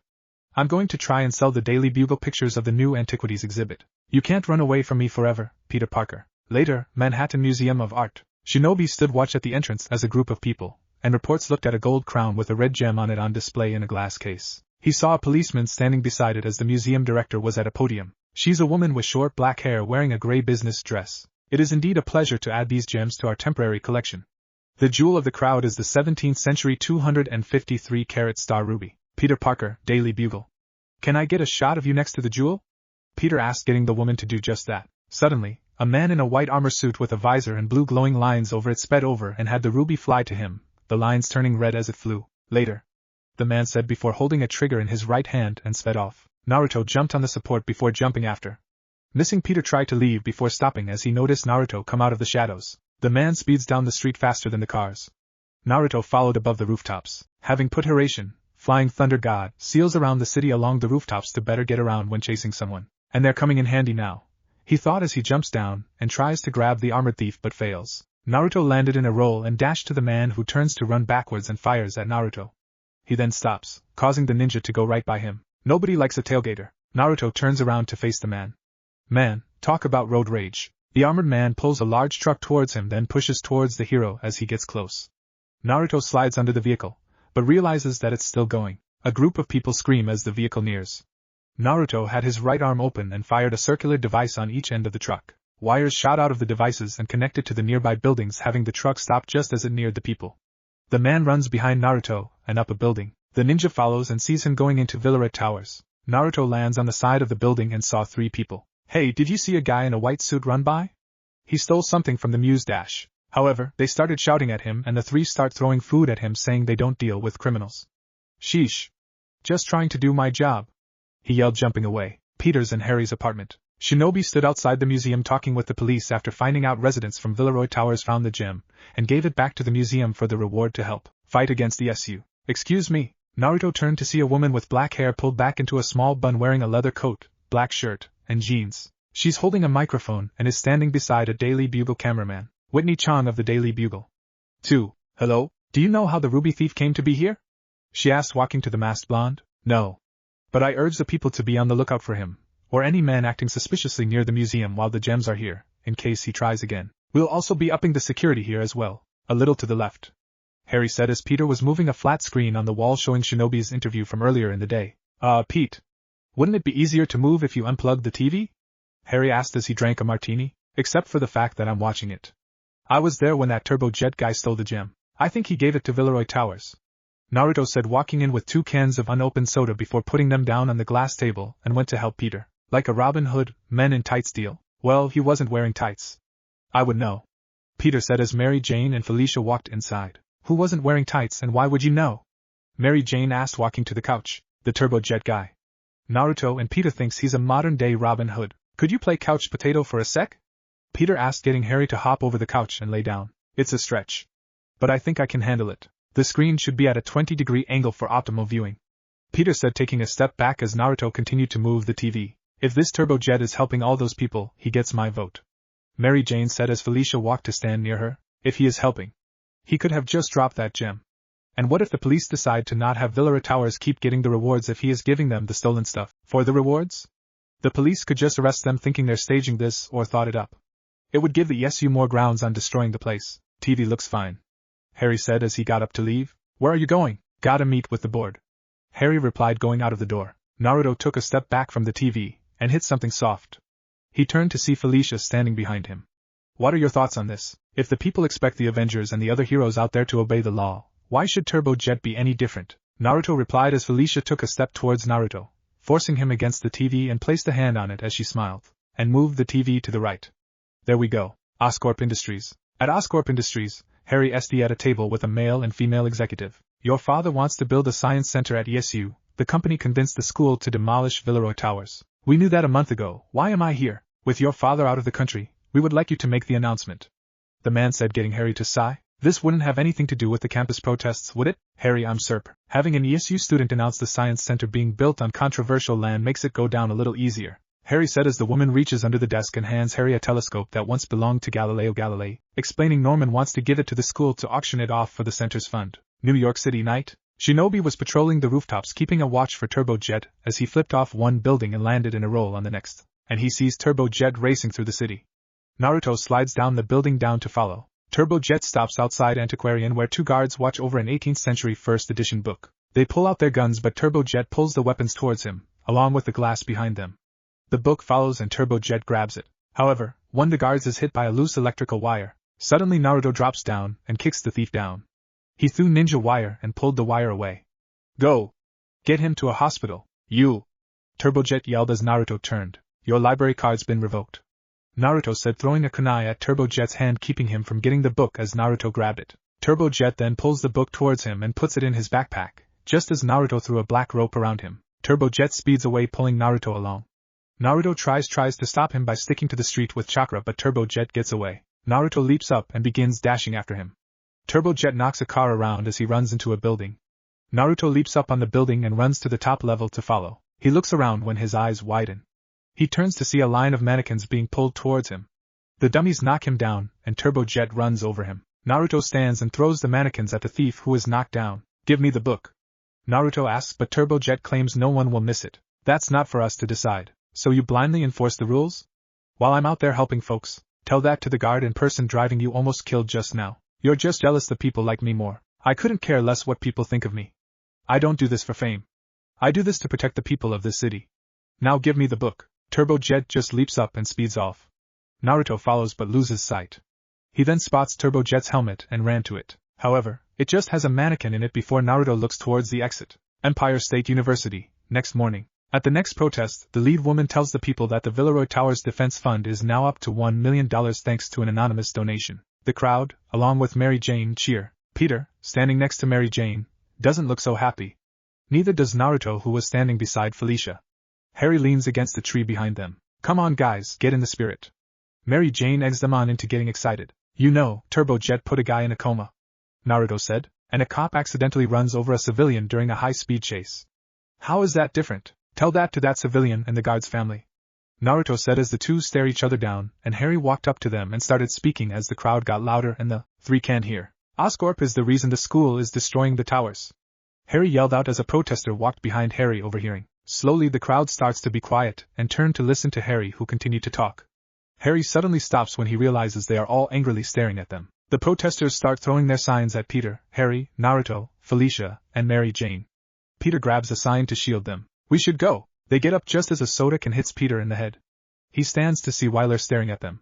He dodges another can before running off. Naruto's penthouse. Naruto closed the door as the sun set before going up the stairs and went to a drop-down ladder leading to the attic. Going up, he closed the ladder and put on his suit before running to jump out of the window. Naruto ran across the buildings before stopping on the building next to Villaroy Towers. He sees a blue glow coming out of an apartment, and leaps over across the street from the towers. He leaps down a ways, then walks the rest. He rests on a roof to see into Wyler's apartment. He then spots the janitor leaving the building. Wyler heads to a dark alley where he meets a man in a suit. What's next? The man asks, handing Wyler a large bag of cash. Wyler holds up a Daily Bugle article about Oscorp donating the priceless telescope. A telescope. A $4 million telescope. I have some easier scores. No. I want the telescope. You can be a rich man if you quit the hero business, the man said, pointing at Wyler. I just do what needs to be done. People want to call me a hero. That's only because they're too stupid to help themselves. The man agrees and they both leave the alley going the other way as each other. Just as Wyler turns to leave, Naruto leaps across the alley. Wyler turns to look behind him and Naruto drops down, surprising him. There's a word for someone like you, criminal, Naruto said before looking back as a police car drove past with the siren on. He looks back to see Wyler in Turbo Jet's suit before dodging a dumpster. He saw Turbo Jet reach for the cash, only for Naruto to throw a kunai with wire connected to it, and pulled it to him just as a police car stopped at the alley. Empire State University, next morning. Naruto, Felicia, Peter, Harry, and Mary Jane sat in class as an African-American woman taught wearing a white lab coat. So the answer lies in how we interpret the valence of the molecules. Come on. You know something was going to be built on that land. I just wanted to make sure it was something worthwhile, Harry said to the group. I'm sorry, are you calling science worthwhile? Yeah, I'm surprised as well. A little help? Harry said to Peter. I don't think things are so black and white, like your feelings for another person? Mary Jane asked. More like one person's good deed is another person's crime. Oh, Mary Jane said, leaning her head on her hand. Look, could you three come to my presentation tonight? I could use the support, Harry said, getting them to agree after Peter asked a question for the teacher. I have to do something later, can I meet you there? Peter asked before going back to his notebook. Oscorp Industries, night. At the presentation, police officers guard the female Oscorp executive as she makes her speech. A large group of protesters are gathered and shout at the woman. We're gathered here tonight to celebrate our bond with Empire State University. Harry looks over at Mary Jane, Felicia, and Naruto sitting in the front row. And now, here's Harry Osborn, who will speak on behalf of his father. The woman introduces Harry Osborn. He stands and waves to the crowd. Overhead, Shinobi clings to a wall as he watches the event. Harry reaches down and grabs the telescope. Thank you. I had a prepared speech, but a friend, Mary Jane Watson, got me thinking about how an institution like Empire State U should grow. Who it helps, who it hurts. Which brings us to Galileo. Galileo looked through this and saw the possibilities, Harry said just as Turbo Jet races forward. He stops near Harry and pulls the telescope towards him. The protesters cheer as Turbo Jet races off on the building. However, when he gets to the end, he suddenly spots Shinobi. The people like the way I get things done. Not you, Ninja Boy. Those people? Wow. I thought those were the ones that were stupid for making you a hero. You did say that, didn't you, Wyler? How you had to take care of things because they couldn't? The cops come running up and pull their guns on Turbo Jet. Back off. Or this little piece of history is history. Go for it, it's a fake. Naruto said, crouching beside him. That's a bunch of bull. Shinobi's right. He tipped us off in advance, and we set it up with the Oscorp board, one policeman said as Turbo Jet angrily throws the telescope, knocking down a protesting woman. Naruto leaps up but Turbo Jet dodges. I'm not going down. I helped those people. Yeah, and you did it with such good feelings. I'm pretty sure that's what touches them the most. Turbo Jet then pulls up a small planter and hits Naruto. He then pulls Felicia to him and speeds away. He heads into traffic causing cars to dodge. Naruto leaps up and dashes after him. As Naruto gets close, Felicia tries to pound Wyler through the helmet. Naruto then ties himself to Turbo Jet and hangs on. Felicia continues her ineffective pounding as Naruto threw a wire to a lamppost and ties it to Turbo Jet's back. He does the same to a tree. Then he does it to all the posts and trees they pass. Naruto then hits the controls, depowering the suit. Felicia then smashes in the helmet before Turbo Jet goes flying back. Naruto grabs Felicia as she falls into his arms. Nice punch. They watch as Turbo Jet flies backwards. He puts her down, dashes to Turbo Jet, and punched him, knocking the thief out. Harry and Peter's apartment. And in other news, residents of Villarreal Towers are busy planning moves to new homes thanks to the donation of a priceless Galileo telescope to their relocation fund. Empire State University freshman Harry Osborne made the announcement. Whitney reported in front of Villarreal Towers as Harry, Peter, MJ, Felicia and Naruto watched the TV. I can't believe you didn't tell me before we went there last night. You did know you were going to make that donation, didn't you? Mary Jane asked Harry. Pete, a little help? MJ, you see, Harry, like all great men, knows that actions speak louder than words. Peter said as they watched the TV. I can certainly live by those words. When the timing's right, said Felicia while she looked over at Naruto, who was finishing up a cup of instant ramen. To be continued. Now, Avengers Mansion. In the underground office, the Avengers, along with Captain America, watched the security footage of when Black Panther helped him in Cap's fight against Zemo. There, Captain America had the footage freeze as the Black Panther jumped. Wait. What am I looking for again? A giant cat? Wasp asked, looking at the picture. It was a man. Captain America replied. Can, the projectionists make it brighter? Sure. Iron Man said with his face played off. JRVIS, run a full spectrum analysis, will you? And make it brighter. JRVIS zoomed in on Black Panther and brightened the shot. Only for Black Panther to be replaced with a silhouette of himself. Look at that. Whatever he's wearing is absorbent to all energy spectrums. Ant-Man said before typing on a keyboard. And whatever he did to JRVIS, the system still doesn't register anyone being there. Okay, fine. I'll admit it. Whoever this intruder is, he's got some okay technology. Iron Man said, crossing his arms. All I know is this man in black saved my life. He's an ally, not an intruder alert. JRVIS said as an alarm blared. The team ran outside to see Black Panther on the gate. He jumped down and had cause pop out of his gloves. So not an enemy? Naruto asked, looking at the cat-themed man. Black Panther jumped at them to attack, forcing the heroes to jump out of the way. Iron Man flew over, only for the Panther's claws to cut through his armor slightly, and had him fly back to the wall. Panther created purple energy daggers as Wasp flew and shot at him, her attacks deflecting off a shield. He shot at her and Ant-Man with his dagger before being hit from behind by Captain America, who then threw his shield at him. Black Panther leaned back to dodge. Naruto ran to Black Panther and threw several attacks his way, only for Black Panther to dodge before Naruto kicked him to the wall, cracking it as ants covered him. Now, are you ready to talk about this? Ant-Man asked, only for Black Panther to hit a button on his wrist and send a sonic cry that causes the ants flee. That sound. That's vibranium! Ant-Man exclaimed as his helmet went back into his suit.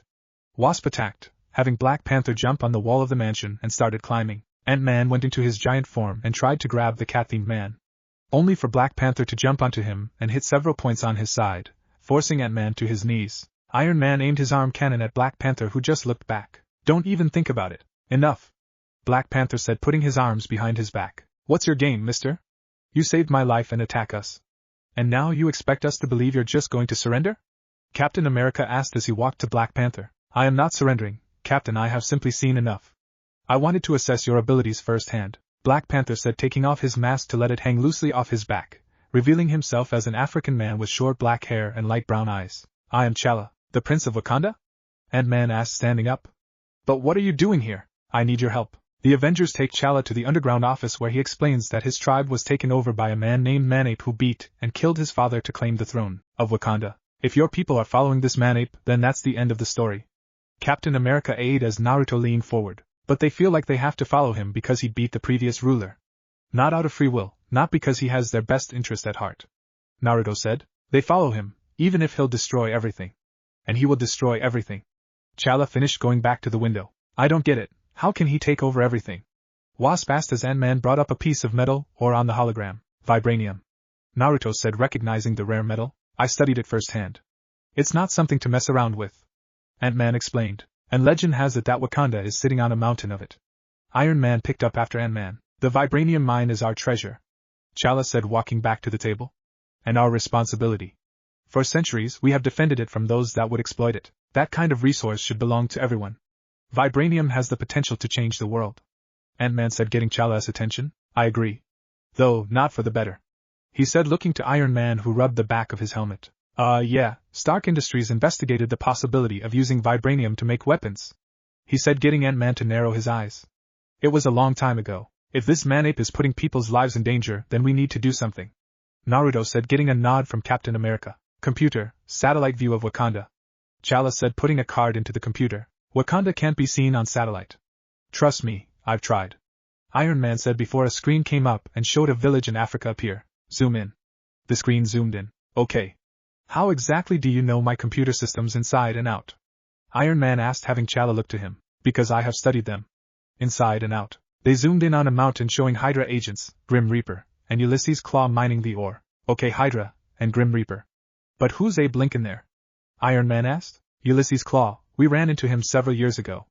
Naruto said, looking up at the screen. He created a device that converts vibranium into a sonic weapon. Ant-Man explained as Wasp looked to everyone. So who's up for invading Wakanda? They went into the Quinjet and flew out of the mansion towards Africa. Later, Africa. Thor isn't responding to his card. Probably taking a trip to Fantasyland. Iron Man said as he flew the Quinjet as the others sat, or in Black Panther's case, stood. A map came up, having Wasp look at it. So, we need to go through Torment Forest, past Piranha Cove, and we have to avoid the chasm of what was it? Icy clouds? Chilling mist. Black Panther corrected. Right. You okay, Cap? Ant-Man asked Captain America. In my day, if something went this high. We didn't call it an airplane. What did you call it? Ant-Man asked. Science fiction. Iron Man suddenly turned, having Black Panther walk up to him. This is not the path I laid out. We should avoid this area. The jungle here is too well protected, don't worry. The Quinjet has the best cloaking there is. Iron Man said right before the jet was shot. The Wakandan defense tech is better. Black Panther said as they crashed to the ground. You owe me a jet. Iron Man stated after they all jumped out before the jet hit the trees, landing on a large tree limb. You chose not to listen to me, Stark. It was a mistake. You and me need to have a little talk, King Dash. Wasp flew between the two to break up the arguing. Hey, would you look at the time? We really need to be somewhere. Like in a big fight with Hydra? Was that a pun? Really, Jan? Naruto asked, leaning against a tree. Right, here's the plan. We take down Hydra and protect the vibranium metal. Then we deal with Man-Ape. Iron Man sighed before Black Panther walked up to the edge of the tree limb. Do not underestimate the Wakandan army, which is heading this way. I wish you well. But I will deal with Man-Ape alone. He said, jumping off into the jungle, and he left. Wasp, in her small form, said as she stood on Ant-Man's left shoulder. You have got to be kidding me. Why, Dash? Sigh, okay, fine. Captain and Shinobi, go after him. But you nay understood. Before Naruto could argue, Captain America spoke up and ran after the prince, getting Naruto to sigh before following. Naruto ran up to a V-shaped limb before running through it, grabbed a limb above him and swung over to the next tree before sliding down the next limb. Wow, he didn't argue with me or anything. Everyone. Take notes. He's a soldier, he follows orders. Even bad ones. Now, it's just the three of us against Wakanda, Hydra and a supervillain. That's how much faith I have in you two. Come on, I've dealt with Hydra before and Wakanda, not a problem. Iron Man said before an alarm went off on his helmet. He looked past the two insect-themed heroes and saw a spear come out of a hole in a tree before dodging. The spear hit a tree before glowing purple. Boom! And blew up, revealing it was a bomb as well. The Avengers looked to see several African men staring at them with animal pelts on their shoulders. Okay, maybe a little problem. Iron Man said from his spot, looking at the group. Wakanda, vibranium mine. Claw shot a sonic beam at a large Black Panther statue as the Grim Reaper and Man-Ape looked on. Man-Ape is a tall, very muscular African male wearing a white gorilla pelt as clothing. He is flanked by two African women wearing tank tops and skirts holding spears, and that is only scratching the surface of the metal's potential. Claw explained, holding the gun that replaces his right arm. An army equipped with these could dash. It'll do. Grim Reaper said, interrupting Claw. Baron Strucker and Hydra, thank you for your openness, your highness. He said, turning to Man-Ape. You take me for a fool? I know you value vibranium more than you value the gold you offer. Man-Ape stated. I'm not one to judge. The vibranium has corrupted Wakanda. Weakened it. I will restore my land to its natural state. Without the Panther tribe's technology. If Hydra will pay my price, they are welcome to it. Man-Ape said to the villain. They will pay more for the vibranium. Claw said, glancing to the Grim Reaper. In fact, Dash. Claw, watch yourself. Grim Reaper said with a growl. If Strucker thinks he can cut me out, he's sorely mistaken. Only I have the technology that can tap into the vibranium's power. You do as I say, or the vibranium will blow up right in your face. Grim Reaper lifted his blade to Claw's throat. Now that's not very friendly. Lord M'Baku. Wakanda's defenses shot down an unidentified aircraft. An elderly African man said, running in with a staff that has a gold panther head on it. An army division has engaged outsiders within our borders. Rah! Manape yelled before glaring at Grim Reaper. If Hydra crosses me, you will not live to regret it. No. This isn't Hydra. This is something else. Grim Reaper said, looking back to the mine. Captain America, Shinobi, and Black Panther. The two Avengers landed behind Black Panther after traversing through the jungle trees. Your tenacity is admirable. But you're very out of place in the jungle, he said as Naruto stood from his crouching position. Unless you have elephant-sized insects, and animals twice that size, I can handle it. Naruto said as Captain America stood up as well. You came to us for help. So here we are, he said as Panther took a step forward. This is my fight. So what, the Avengers were just to distract your people? Naruto asked the prince. Manape is mine, and you think he will fight you? Or even fight you fairly? He could just have your people fight for him. Naruto said, looking at Black Panther. Manape took my father. And I did nothing. I failed him. I know you can understand that.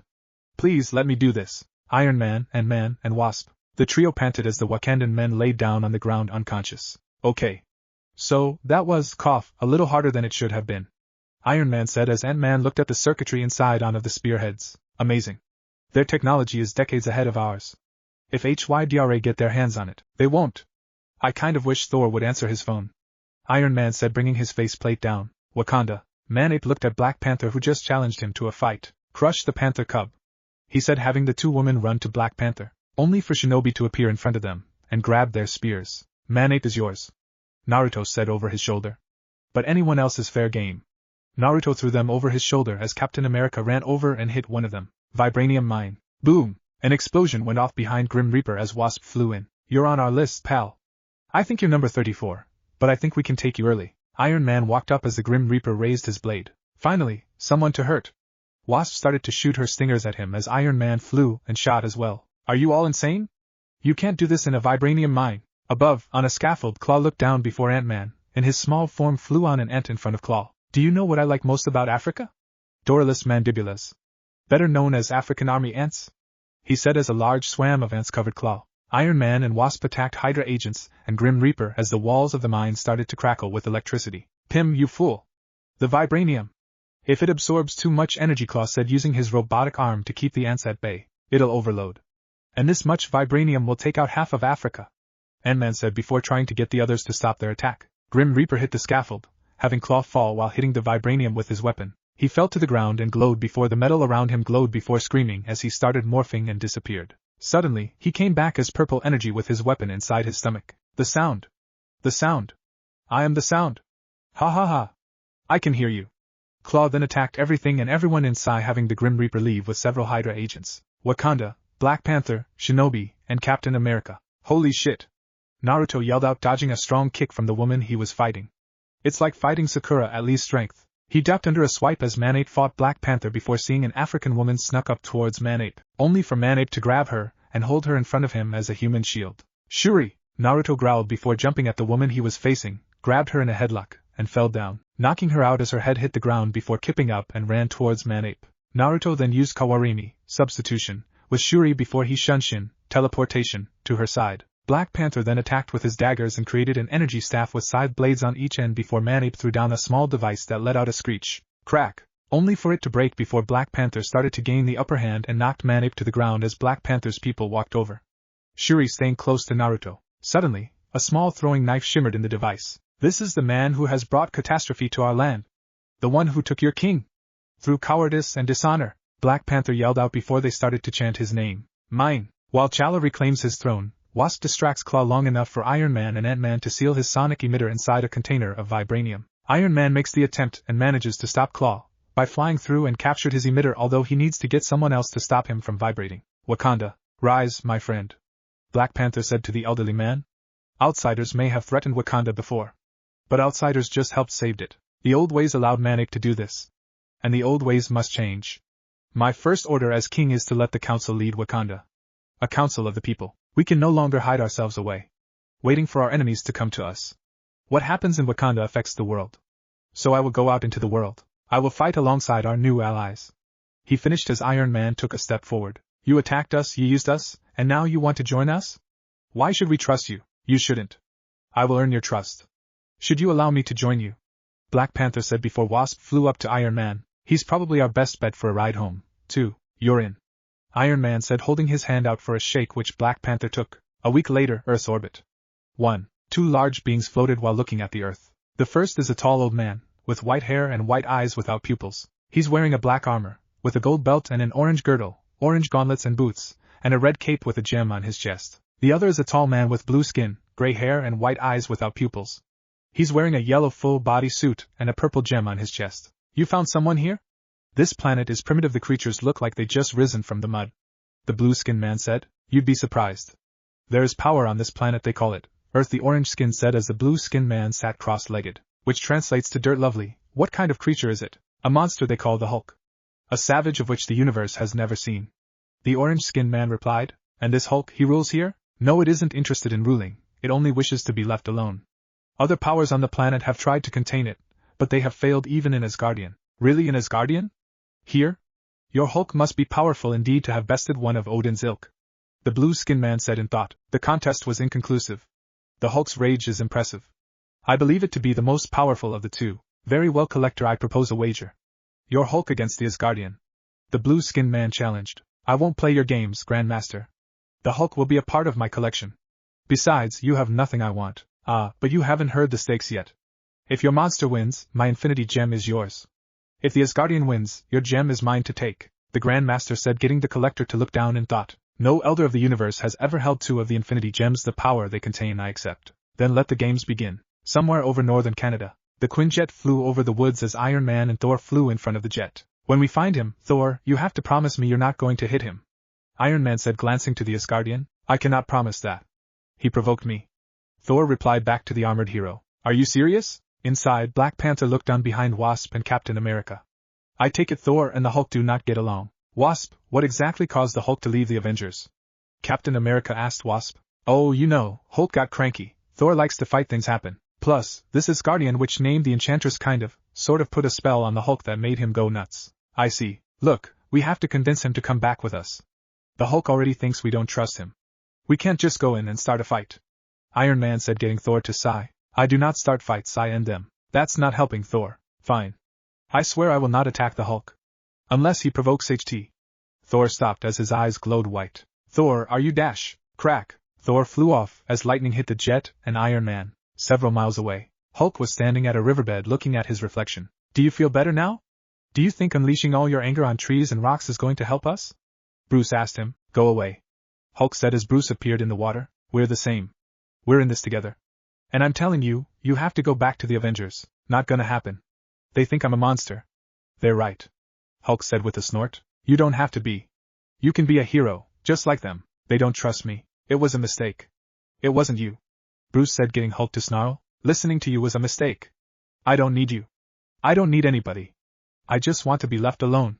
Hulk yelled, swatting at Bruce's image after he appeared beside him, only to stop after hearing thunder. I don't think that's going to happen. Thor dropped down and hit Hulk in the face. Gonna tear you apart, do you hear me, Blondie? I'm gonna take that hammer, and Hulk stopped, seeing lightning crackle around Thor as his eyes glowed. Something's wrong. Something's wrong with Thor, Bruce said as Hulk stood up. Don't care. No, why? Hulk smash! Hulk yelled as he jumped at Thor. The Avengers. Back with the Avengers, Shinobi was slowly standing up as Ant-Man in his giant form held the Quinjet as the others got up. Crack! There's Thor. Naruto said, seeing lightning come down several miles away from them. Iron Man looked up in the sky as he was scanning something. There's something else out there, two somethings. With power I've never seen before, why can't anything be easy? They flew over and saw the Collector and Grandmaster fly above the fighting duo of Thor and Hulk, only for Hulk to turn into Bruce, having Thor break Grandmaster's hold on him and throw Mjolnir at the two. The Avengers turned their attacks on the two elders, only for them to teleport away, leaving the Hulk to run off after transforming back. A few miles away, the elders floated with three more. The contest is not over, Hulk. Thor, no winner was determined. The Collector said. I agree. And these Avengers, they would fit well in my collection. This planet could indeed interest the elders of the universe. All of us, the Grandmaster said, looking at the Avengers. To be continued. Now, New York City. Harry and Peter's apartment, early morning. Naruto was rummaging through the refrigerator as Peter was adding his half of the rent and bills before sighing at the total. Expenses: $2,326.30. Income: $1,100. Suddenly, a green statue was dropped on the table in front of Peter. He looked to see Harry, who put it down while he had a drink in the other hand. What do you think? Looks expensive. Peter replied as Naruto walked in drinking a can of soda. Good lord, that's ugly. Naruto said as Harry sat down. What's with the higher math? Harry asked as Naruto went to the balcony. Monthly expenses. Naruto then saw a black attack helicopter chase a black car. Looking back, Naruto took off his shirt, revealing his costume as his half mask came up before running along the building just as it went past the apartment. Naruto threw a rope at the helicopter before pulling himself up and jumped on the windshield. Sup? Oh, no movie on this flight? Come on, how about Black Hawk Down? Naruto asked as the helicopter weaved around before landing on top of a parking garage. Naruto back flipped off and somersaulted back onto his feet and looked over as a man with light brown hair graying at the sides and a mustache goatee combo with a gray patch on the chin in a black suit walked towards him. You pass with flying colors, Shinobi. Pass? Naruto asked as the man flashed a badge as another man came out of the car with spiky blonde hair. Special Agent Roberts. That's Sax. Roberts pointed to the other man. Ooh, a test? And here I am without a pencil. Naruto replied in front of the two agents. We had to do something to get your attention. You're not an easy man to get a hold of. I'm not bulletproof either. Naruto replied, pointing to the guns on the front of the helicopter. Blanks. You went to a lot of trouble to get my attention. Why? Because we wanted to meet with you alone. Your country needs you, Shinobi. When you say country, do you mean America? Because I have my own. Naruto said, crossing his arms. How much do you know about international monetary transfer? I'm still trying to figure out how to dodge the $150 charge at the ATM. There's a secret organization that doesn't get charged, right? Like the Freemasons? Naruto asked as Roberts walked to the railing. 90% of the world's banks are now digital, and growing. All account transfers are now done with encrypted satellite transmission. We learned that a superchip called the TX-1 was commissioned specifically to decrypt those transmissions. I don't want to tell you what that would mean to the world's economy. You see, that's why I keep my money underneath the mattress. Do you know who made the chip? Naruto asked as he jumped over and crouched on the railing. All we know is a mod cryptologist named Bledsoe is putting the final touches on it. Still not seeing where I come in. Naruto stated as Roberts brought a computer with a 3D blueprint of a skyscraper. Bledsoe's lab is on the 60th floor of a downtown skyscraper. Heavily guarded. No way in. Roberts said, walking back to the helicopter. And you want me to destroy the chip? I want you to save the planet from a financial meltdown. Get the chip to us and we can figure out how to neutralize it in case any others show up. You scratch our backs, we scratch yours. Any way of getting a hot female agent to do that for me? Naruto asked as the agents left. Do you really believe them? Naruto jumped as he looked back to see a woman wearing the shield uniform with the zipper pulled down to show her cleavage and short light brown hair. No. They were putting off negative emotions and I could tell they were lying. Naruto replied before blinking. Are you new to the agency? You don't recognize me, should I? Naruto asked, looking at the woman. I'm Rachel Layton. But you first knew me as Diamondback. A few miles away, the helicopter landed on a helipad where a bald African-American man stepped out of the stairwell. He's 6 feet 5 inches, looks to be overweight, and is wearing a black suit with a red undershirt and a red cane with a jewel handle. A/N, the MTV show Kingpin that was based off the Daredevil movie that came out at the time. Did Shinobi take the bait? The man asked in a deep voice. Sucked it in like it was clean air, just like you predicted, Kingpin. Sax replied, getting the no-identified Kingpin to chuckle. Empire State University. Shuri walked around the courtyard looking for her building that has her first class. She's wearing tight black jeans, sandals, and a honey brown top. After Manape was defeated, she convinced the Wakandan Council to allow her to come with her brother to see the world outside of Wakanda and find a certain blonde-haired hero. That saved her. She was too caught up in her thoughts that she bumped into someone, dropping her papers. Sorry. I wasn't looking where I was going. No problem, here, let me help you with those. Shuri, looking down, blinked at a black robotic hand reaching to help her up, before glancing up to see a spiky blonde-haired young man holding papers in his hand out for her. Taking a piece of paper, she brought it up to her face, and hid the lower half of the man's face and smiled before taking the offered papers. Thank you? She said as Naruto stood up and saw his friends leave, reading MJ's lips that she was going to practice for her upcoming play. You're welcome. I'm Naruto Uzumaki. I'm Shuri, from Wakanda. Shuri replied as they started to walk to the buildings. And stayed close to Naruto. Oh, really? I heard the king is joining the Avengers, and staying at your country's embassy. My brother, Chala? Shuri said, getting Naruto's eyes to widen, finally recognizing Shuri as the woman he saved in Wakanda from Manape. According to a call to our newsroom, it was a movie shoot. Naruto stopped by a coffee stand with a small TV with Whitney reporting that the helicopter he stopped was a part of a movie scene. But that doesn't explain Shinobi's presence, and him interfering with the scene. Naruto mentally sighed at that before walking with Shuri to their first class. Later downtown, Shinobi was waiting on top of the building with the lab for the TX-1. He pulled out a smartphone from a pouch and saw 3:14 p.m. Sigh. He sighed as he reached for a long pouch on his back, and pulled out a 1-foot silver rod, and pressed a button on the middle. It extended to a 6-foot staff before Naruto twirled it, remembering Chala gave it to him as a gift for helping him save Wakanda and his sister, and it's made from vibranium. He thought, going through katas as he waited. Several hours went by before Naruto watched the scientists working on the chip. Suddenly his cell phone vibrated before pulling it up. Felicia H. Hello, Naruto, where are you? Mary Jane's play is going to start soon. I'm in the middle of extra credit for chemistry lab, Naruto replied before walking on the side of the building. And the teacher has me up against the wall to get it done. But you'll still be coming by, right? As long as nothing bad happens. I did see the Avengers go by not too long ago. Oh. The professor is taking off, I gotta go, bye. Naruto hung her up as the scientists left, and he cloaked himself in a genjutsu, illusion technique, before dropping down, and took the chip. He ran off the roof and slid down before jumping off and flashed to another rooftop. Naruto ran to the edge, and vaulted over to the lower building beside it, and landed in a roll before running over to an air conditioner, and ran up it to vault over a fence. Naruto slid under a pipe before sliding down a ramp beside the pipes and flipped off the edge of the rooftop to an alley. He landed in a crouch by a black limousine before pulling out the chip in an envelope. Special delivery. Naruto said as the tinted window went down a couple of inches before he saw the Kingpin inside. Where's Agent Roberts? Special Agent Roberts has more important things to do. The Kingpin replied before Naruto gave him the chip, having the limo leave. He has the package. Naruto said as he put a hand to his ear. Follow them. He heard Rachel's voice before running up the building and followed the limo before dropping onto it. I don't know which feels better, becoming one of the richest men on the planet, or knowing Shinobi was the dupe who made it happen. Kingpin, he could still be a threat once he figures out what's going on with the satellite uplink. Sax said as he sat on the other end, double-barreled shotgun beside him. Even if he found out where, he won't get past the mini chopper. Those bullets are real, and he's just a chump. We'll see about that. Naruto said before breaking the sunroof and leaned back as Sax shot at him. Naruto jumped off in an alley before the limo drove in and stopped. Nice of you to drop by. Kingpin said as he walked out. No problem. Now, am I going to fight your henchmen or did you eat them already? Bang! Bang! Naruto dodged shots as the two henchmen fired at the ninja before Naruto disappeared and kicked one man away and then hit the other with his staff. Suddenly, Kingpin aimed his cane at Shinobi before a red beam shot out of the jewel. Naruto dodged and dashed over before kicking the cane away and stepped back a few feet. Not very fair. An Avenger against an unarmed man. Kingpin said to Naruto. Yeah, but each of your arms are the size of Oakland.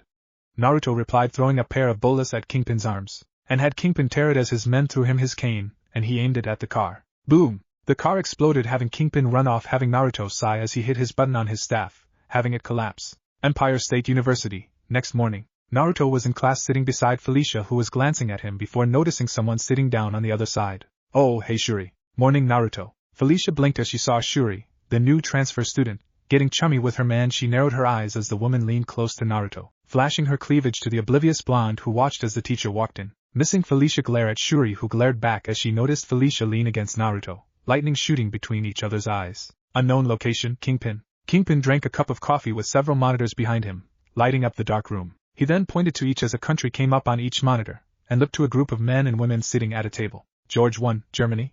The Red Bank, Russia. The Royal Trust, England. And our own Federal Reserve. The financial institutes of the world, ladies and gentlemen, all waiting for the biggest satellite heist in history. Kingpin said before taking a sip of his coffee. Now that the TX-1 is ours, once my men have finished installing the uplink, think of these as cash registers, dumping billions into our pockets. And thanks to the Avengers' dumbest member, the feds will be hunting the wrong man. Kingpin finished before one woman spoke up. When will the uplink be ready? 24 hours. The next day, dusk, Kingpin and his men stood on top of a skyscraper with a large antenna, fixing it up to use the TX-1 before Shinobi landed on the mini helicopter blade. Not so fast, although I don't think you can go very fast. Naruto flipped down and threw several kunai at Kingpin's men's guns, causing them to blow up. Naruto then ran to Kingpin, who shot at him with his cane. Naruto then jumped up to the antenna and dodged shurikens. Hey! That's my thing! Suddenly, the door to the stairs opened, having SHIELD agents run in with Rachel. Wilson Fisk. You're under arrest. Kingpin raised his cane and had smoke cover the area before running to the helicopter and flew off, leaving his men. Naruto ran up the antenna and threw a 3-pronged kunai to the helicopter and flashed to it. Naruto broke the windshield and then used his robotic arm to short out the controls. He grabbed hold of Kingpin and flashed to a building just as the helicopter crashed. Naruto then had a dart shoot out of his robotic hand and hit Kingpin in the neck before punching him and held him down while the sleep drug took effect just as Rachel and other agents ran up to him. To be continued. Now, New York, Manhattan night, stay on him. The Avengers minus Thor and Ant-Man are in pursuit of Hawkeye on the rooftops with some difficulty, impressing Wasp and the Captain with Hawkeye's skills in invading them. Naruto vaulted over the gap between two buildings before flipping down to another as Wasp follows Hawkeye into an alleyway, but the archer ambushes her by aiming an arrow at her small form. "Hi there," he said, only to find himself surrounded by the Avengers. "Stand down. Attention Avengers." Just when the Avengers are about to apprehend Hawkeye, a SHIELD aircraft carrying Agent Quartermain arrives on the scene, allowing Hawkeye to escape in the confusion. Iron Man and Wasp flew up as Quartermain explained that they need the Avengers' help in Nevada. Later, Nevada. "Are we there yet?" Naruto asked, hands behind his head. "No!" Wasp yelled back at him. "I swear if Hank was here but he's not." "Are we there yet?" "Rah!" The sun is setting as the Avengers, now accompanied by Thor, are escorted by SHIELD fighter jets towards an unknown location. "I don't like that you're not telling us where we're going. Where's Fury?" Iron Man asked Quartermain, who is on a screen inside his helmet. "Even if I knew where Nick Fury was, I don't think I'd be able to tell you." "Why you're here, well, better to see for yourself," he said as they saw the cube, or what was left of it after the breakout, surrounded by a green energy dome. "It looks like pure gamma energy. I bet Hank will hate that he stayed behind in Wakanda now," Iron Man said as he examines the dome when they land. "No kidding," Wasp said, putting her hands on her hips. "Where is Bruce Banner?" The Avengers looked to see a muscular man with long green hair, eyes, and is wearing a red shirt with white lightning bolts around the collar, gauntlets on his wrists, and black pants held up by a large silver belt with silver boots. This Dr. Samson, who had gone under a dramatic change after being exposed to gamma radiation during the breakout. "He's not with us. He's taking a vacation," Iron Man said, getting Samson to frown, disappointed at not seeing his friend. He then shows the team footage from an attempted incursion into the cube by a team of SHIELD and Hulkbuster units. The video shows that as soon as the team arrived, they were ambushed by an unknown figure, the Abomination. Samson explained as a picture of the Abomination came up. The Abomination looks like a reptile version of the Hulk with claws as well. The video then showed the team was caught inside as the dome exploded and they transformed into gamma monsters. Samson explained further that the person responsible was another gamma villain known as the Leader, and that the dome he created was expanding. If it wasn't stopped, it would hit a town or major city in a few hours' time. New York, Manhattan. Black Widow makes her way to an abandoned warehouse where she is greeted at the door by a Hydra agent and is allowed entry. On a nearby water tower, Hawkeye watches the Widow walk in. "Gotcha." A minute later, he uses an intrusion arrow to short-circuit the lock to the door and gas the Hydra agent on the other side. "Sorry, buddy. You didn't know the secret knock." He walked further inside, revealing a Hydra assembly line for Dreadnought units, and the archer disrupts production, drawing an arrow for the fight to come. "Let's do this," he said, firing the arrow down to the agents. Nevada, the cube. The Avengers are now wearing prototype radiation suits designed to shield the wearer from gamma radiation. All except Thor, whose Asgardian nature protects him from mortal energy. "Sai, I'll go in first," Naruto said, taking a step, only to be stopped by Janet. "Oh no, you're not. Someone has to, and none of you are stepping up. I'm not letting you go in first. Leaders lead," Captain America said, getting Iron Man to walk ahead as the others followed to the expanding dome. "Thanks, Cap." They walk into the dome, followed by Samson, Quartermain, and two SHIELD agents as backup. "Hello?" Naruto said, hearing static over his communication as the moment they enter they lose communications with the base camp outside. A minute later they are ambushed by a trio of SHIELD agents who were caught in the gamma field earlier. "Careful. They're still allies," Naruto yelled out, taking his staff out. Wasp and Samson took on a female agent that had tuned into a massive harpy and had carried off one of the SHIELD agents. Wasp flew up to rescue the agent as Samson used his newly enhanced strength to knock the one that looked like a gray deformed Hulk down. Thor and Iron Man took on an agent who had transformed into a rock beast. It knocked both heroes around before Thor got the upper hand with his hammer and Iron Man finished it with an electronic pulse. The last agent, who closely resembled Hulk, was beaten easily by Panther, Naruto, and the captain. Naruto jumped in the air and came down, slamming his staff on his head. Samson then slammed the female down as Iron Man shocks the rock agent. Samson then walks over to study the bodies. "Well, as soon as they leave the Gamma Dome, they will revert back into human form. You showed some pretty good moves back there," Document Cap said, walking over. "Doc Samson, Avenger. Think about it," Wasp commented, walking over as well. "Sigh, look around, this is all my fault," Samson said with a sigh as he got up. "Bruce warned me, and I didn't listen. My only concern is making this right. The dome has to have some sort of power source. A gamma generator," Iron Man said as Black Panther walked up. "If this leader truly is as brilliant as Samson says, then this is a trap. He will be prepared for S.H.I.E.L.D. at the very least, and Hulk at the very most." "Gasp? I forgot you talked," Wasp said with a gasp. "If this is a trap, warriors," Thor said, slapping Panther on the shoulder, getting the king to wince. "So be it. New York, Manhattan, do you have it?" "The blood of the Incredible Hulk," as Baron Strucker requested, Black Widow said as she presents a sample of the Hulk's blood to a woman. She is a tall woman with a voluptuous yet muscular build, toned broad shoulders, and long dark green hair, which covers the right side of her face. She has dark green eyes, green lipstick, and a very form-fitting green cat suit that accentuates her body. She is also very buxom. This is Madame Hydra, one of Baron Strucker's lieutenants in HYDRA. Hail HYDRA. Madame Hydra said, looking at the vial of green blood. You've earned your money well, Black Widow. I know Strucker was hesitant to trust you, but this Madame Hydra finished reaching for the vial. Boom! Before payment is given, an explosion rocks the warehouse. Hawkeye attacks the Hydra troops with explosive and acid arrows on the robots. Who's next? After knocking out the soldiers, Hawkeye is hit from behind by Black Widow. The Cube, Nevada. Shit! It's the UFOs. Naruto jumped back from an attack from the UFOs. The first has a V symbol on his forehead, and has an image of a galaxy around his body. He has no hair and white eyes. This is Vector, the leaders of the group. The second person is wearing a radiation-type suit to keep him alive and intact. He has a holographic skeleton face and hands. This is X-Ray, a cosmic irradiated supervillain and specialist of the team. The third looks like a female cloud figure. She has white eyes. Her uniform still remains intact. SH has no legs due to her misform, and she has the same mist around her body. This is Vapor, the team scout. The last one is about the same size as the Abomination. He has blue eyes and no hair. His entire body is covered in organic metal-like skin. This is Ironclad, the powerhouse. X-Ray attacks Quartermain and Iron Man, their suits proving ineffective against his energy attacks. Vapor attacks Captain America by phasing into his suit and suffocating him. Wasp tries to interfere but is pushed aside by Vector while Ironclad attacks Thor. Those devices are to drain gamma energy, Samson said as Vector looked at the green device on his chest. Missing Black Panther, and Naruto sneaking up on him. The leader has other plans for them. Our powers are increased to dash. He stopped as Naruto grabbed him from behind in an inverted headlock as Panther dropped on his stomach, having Naruto drop back, slamming Vector's head on the ground. You all talk too much. Thor spun Mjolnir, having Vapor dissipate, having Cap throw his shield at Ironclad's feet before Thor threw Mjolnir at his head, having the giant fall just as Naruto ran up his back to his head, and turned as he brought his foot on Ironclad's head and stomped him to the ground. Suddenly, Zaxax jumps out and attacks the agents and Wasp, ripping their suits apart. Thor tried to intervene, but is too late. The Avengers could only stand there and watch as Wasp goes under a painful transformation into a wasp-like creature. She stood up, having her suit fall, showing her ripped costume before she attacked, only for Thor to get in her way. I have no desire to fight you, Wasp, he said to Gamma Wasp, who just attacked him. Remember who you are. His efforts were pointless as Wasp continues to pound on Thor with her gamma stingers. The rest of the villains regenerate and attack the weakened Avengers, outnumbering them 9-5. Run towards the generator, Iron Man ordered as Panther ignores the group and takes off in another direction. Panther!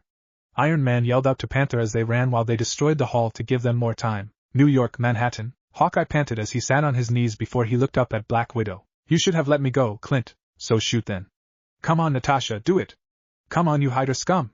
He spat at her. She tries to finish him off, but hesitates, giving the archer an opportunity to counterattack. He swung his bow at her feet, having her jump and somersault back to her feet before attacking him with a fury of punches and kicks and sent him back into a crate. He leaned to the side to dodge 3 darts and ran up to the tops of the crates, showing the building was on fire. He dived off, turned, and fired multiple arrows that exploded, sending her back to grab a crate. 2 arrows hit her stingers, unlatching them, having her fall before a rope was wrapped around her and another pinned her feet to another crate upside down. It's over, Natasha. You lost, Hawkeye said, dropping down beside her. Let me go, Hawkeye. You can't take me to S.H.I.E.L.D., you're a traitor, remember? Yeah, I remember. That's why I'm not taking you to S.H.I.E.L.D., he said, taking out a combat knife and cut her down from the arrow, having her fall to the ground. I'm taking you to the Avengers. Nevada, the Cube. Thor, Shinobi, go, I'll help Iron Man, Captain America said to the 2 who ran/flew to help Samson with the generator. Unfortunately, when they get there, their path is blocked by the wrecking crew, who have transformed from the gamma boosters on their chest. Once they attack, Samson's suit is destroyed, but his previous exposure to at the breakout has left him unchanged. Come on! Naruto yelled as a chain was wrapped around him. During the scuffle, Panther sneaks in and destroys the generator. Boom! The explosion sent everyone flying back as Naruto's and Panther's suits are ripped apart as the dome disappeared. A few miles out, Hawkeye was about a sky cycle with Black Widow. Later, the Gamma villains are taken into custody and those caught in the Gamma dome are being treated for their side effects. Las Vegas. I would call that little test run a success. And now we begin. Just outside Las Vegas, Leader observes the city, accompanied by Absorbing Man and Abomination. The Leader presses a button and a Gamma dome appears over the city. Back with the Avengers, they saw another dome rapidly approach faster than the first one before Naruto turned around. Run! He started running as everyone but Samson and Thor were transformed into Hulk-like beasts, or animal creatures. He dashed a few miles away and looked back as he jumped high in the air and crashed into Hawkeye's sky cycle. Turn the hell around! He yelled, getting the archer to do just that. Faster, faster, damn it! They flew several miles ahead of the dome before Black Widow got out of her restraints and had them crash. A few moments went by before Naruto woke up, and looked up to see Hawkeye taser Widow as the leader came up on a hologram on Hawkeye's bike. I come to you with a message, and that message is don't be scared. The Gamma Dome that has formed in the American Southwest, it is no threat, it is a promise. It is going to change the world, for the better. You are weak. You suffer in your small lives and fragile bodies. You have plunged the world into darkness because of your faults. But I am here to save you. I will remake the world in my image. I will remake you in my image. You will be perfect beings like me. And I will think your thoughts for you. The gamma energy will grow to envelope the earth. You will all be transformed. Your power will be my power. Accept your future, for I am your leader. Welcome to Gamma World. I'm getting the urge to say roll credits, Naruto said before turning the hologram off. Well, looks like we're the last hope here.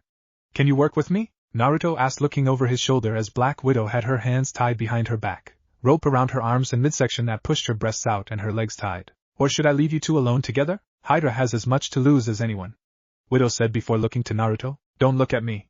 I don't want any part of whatever it is you're into. The Avengers were in that dome. All but one, not counting me, obviously. We'll need to get the Hulk, Naruto replied as Hawkeye took his bike, leaving Widow. I'll follow on the ground. Trust me, I can keep up, Naruto replied, and as Hawkeye started to leave, Naruto cut all 3 ropes that were tied around Black Widow. Looked at him. Go. Why would you do that?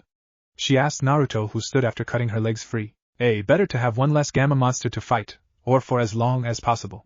And B. I know your secret. What are you talking abo dash?